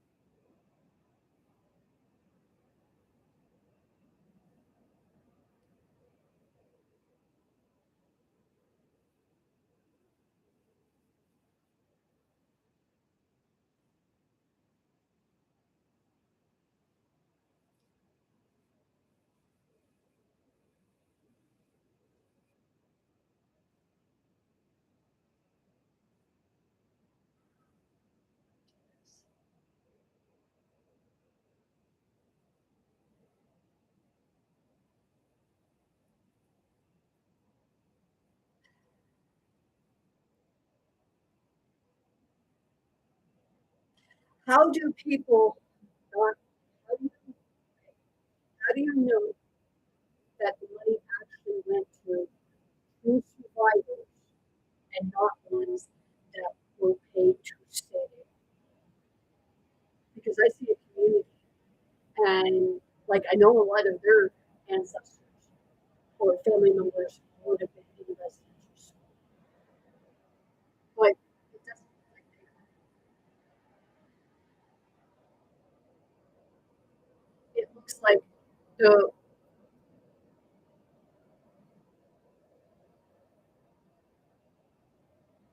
we'll go back to the British making the agreement with certain indigenous. They're the ones that said that it happened to. That's where if anything went to. That's it went to the ones that were already receiving a lot of funding. And I'm not saying they all got it because they know who your families are.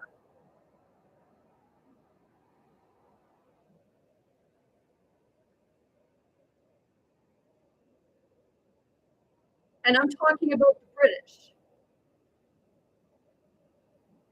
I'm not saying the French are innocent in everything. And I'm not saying that the indigenous are innocent in everything. Because, like I said, it didn't matter. The French families were traitors to the French families and took the side of the British because money and property was more important than family and life. The same as the indigenous communities, they did the same thing. And the same as the British communities, they did the same thing. Some of the British actually ended up siding with the French because they were marrying into them, unless you were just trying to infiltrate yourself to get the intel. So like that, good. Yeah, no, no, I. So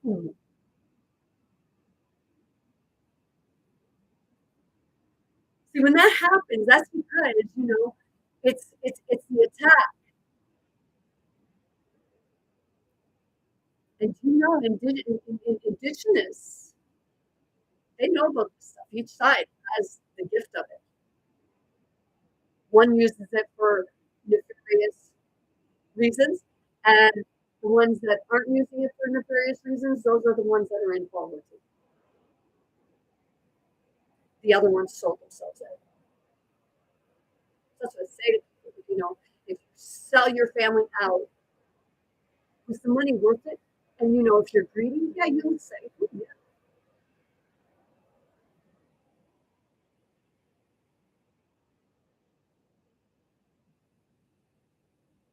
Who's the conceited with this? Because the ones that have nothing, you're speaking up, but then you're trying to make them feel like their words don't matter, like that they're crazy. Don't listen to them. Like people are probably telling you right now, she's crazy. Don't listen to her. No, I'm perfectly sane. I just see beyond a veil and I bring it through and I cross reference. Like I'll look on one place on one. I'll type in the same thing, but something different will pop up. Same as when I do my phone. Something different will pop up. And people will talk about the Mandela effect. Do you know that when I tried researching back years before like the 1700s with regards to the indigenous, it keeps bringing me back to the 1700s. Like nothing existed before that.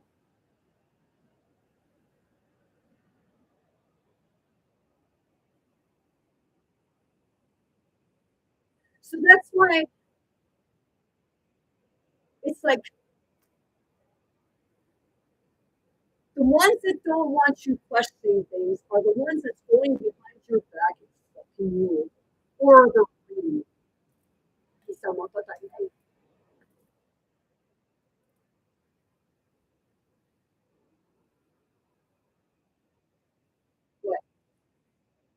What language or gestures you'd see coming from a woman? Well, my ex-husband did say I was a little bit of a bull, and then people take offense to this, but he said, "Oh,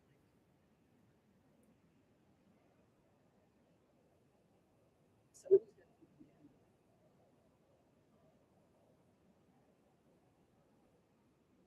I said, "But boy,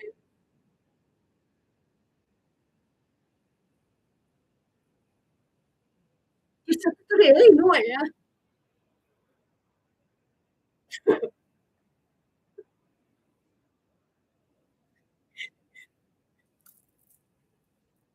It's like that song. Is it ironic? Don't you think? Yes, I'm done, no? Yeah, my eyes are fucking out because it's like, holy shit, man. Even if the truth was slapped right in your face.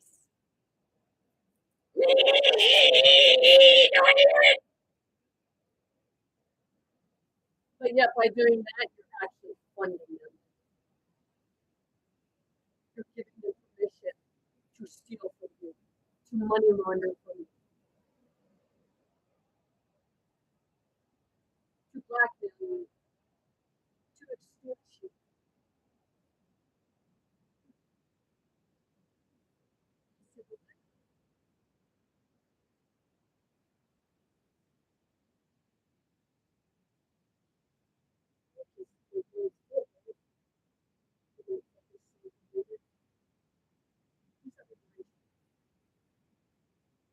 You always have, like, no offense to like people that say, oh, archangel Michael, but he's always depicted as standing women that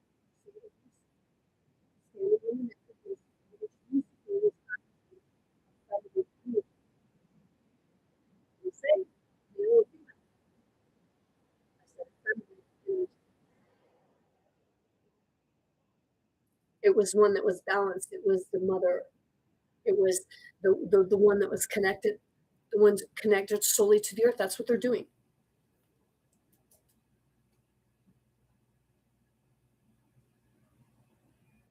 It's two siblings, half siblings. Hell, it could be mother and son. But I got more of that. They're siblings. Maybe called the Gemini twins. Which is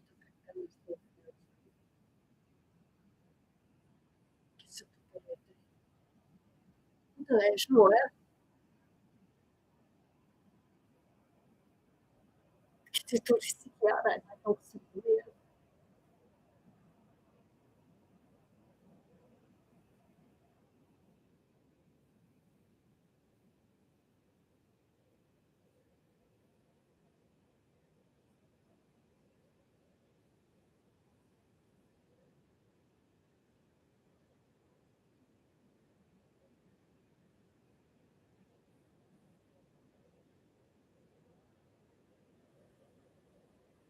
Do you understand what the Gemini twins are? It's a male and a female. You come in pairs. You come in usually with the opposite.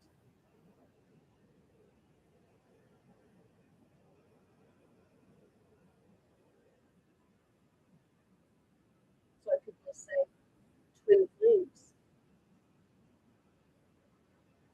Sibling rivalry.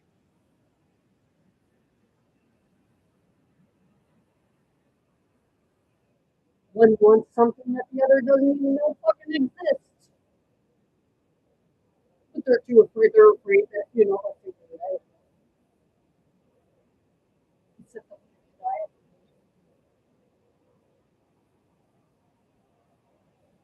It's another reason why I say hope the money's worth it.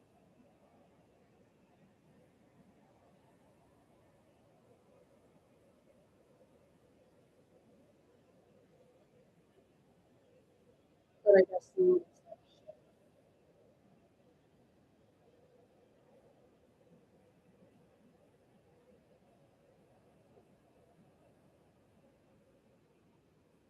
I think I used to.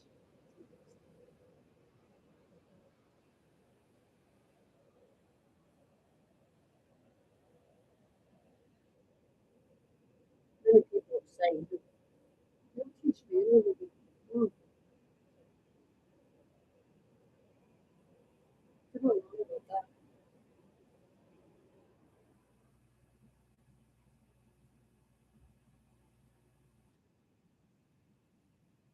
Because it's not.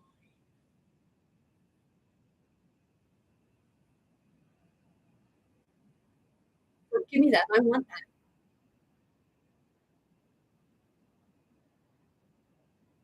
I don't understand. I know something that I could probably store. And went in and did up a deed. How the fuck can you do that? Well, I'm looking in my own family tree, and I see it. I see how somebody played someone dirty,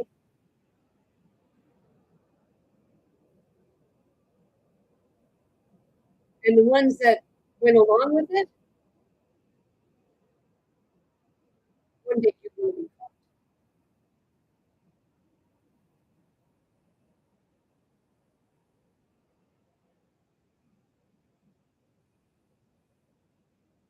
You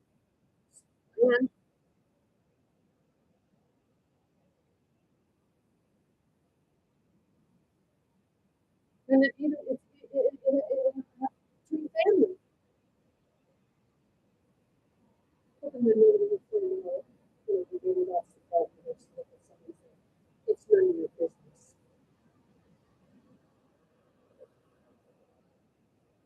See what they is.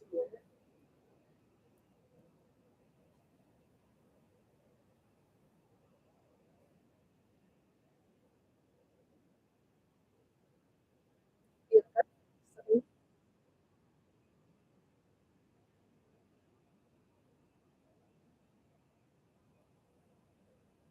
You know, when it was said that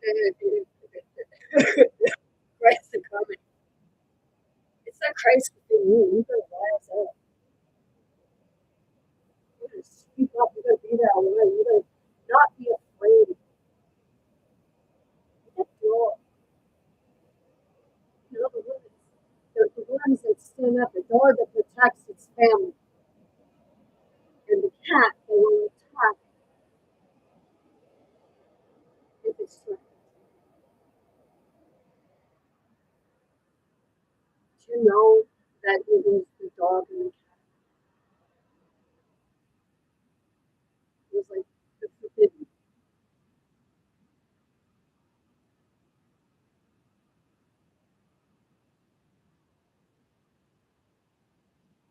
Canaanites,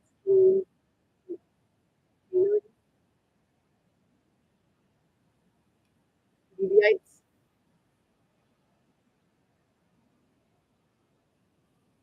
There are certain groups of people that, you know, when I lived in my apartment building, a guy kept my car, come to my door, him and his buddy.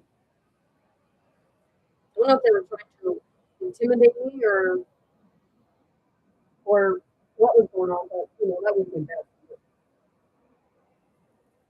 Now, when I opened the door, they see my three dogs and my cat. They were just like,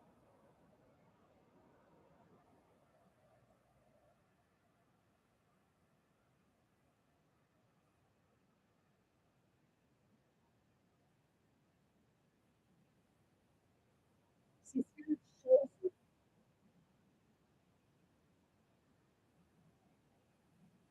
like people say, that's just psychosis. If you don't take the time to look into the stuff that I've been through with that, I should just take care of it. So keep your fucking mouth shut and your nose open.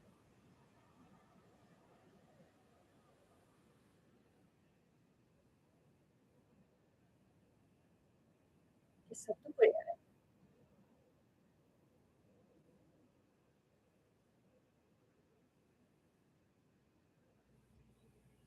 I love you too, handsome. Well, this can.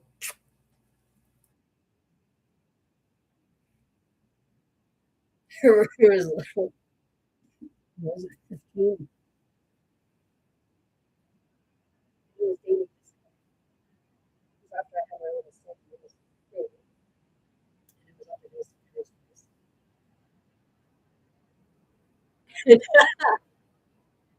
His father would always say that I was like a lion hiding behind its mane.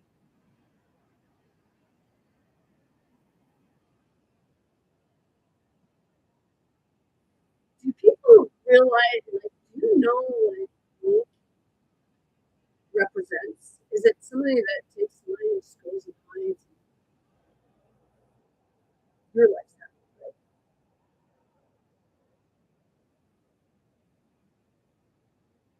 But see, when you get affected by it, you still cower away, even though you're affected by it. You know, think of it this way, okay? The representation of the mink represented much like the raccoon animal. That if you take and you corner that animal, and that animal's life feels threatened, you corner it, okay? And not only corner it, but you go after its young, and you take its hose, its hole, and its food.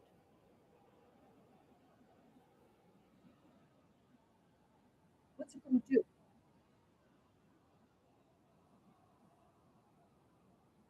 It's going to attack, but then you'll blame the ones that attacked because you were stealing all of its resources.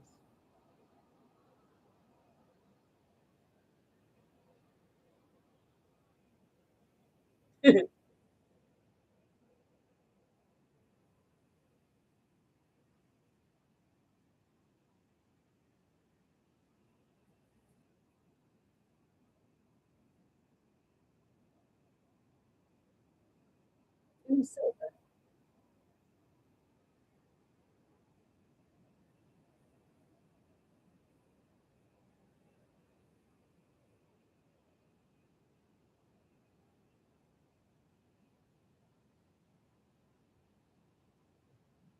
So my question to the military, please, federal agent,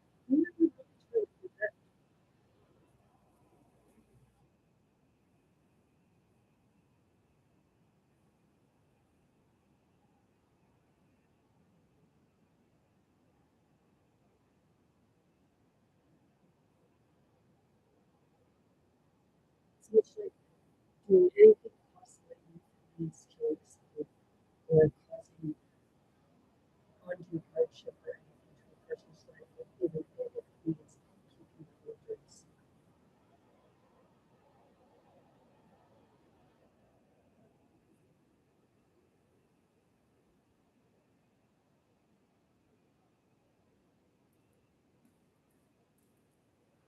You know, I don't know, we can go figure it out. With that being said, I'm sending you much love, light, and blessings. Be very good to anyone in the world to see next time.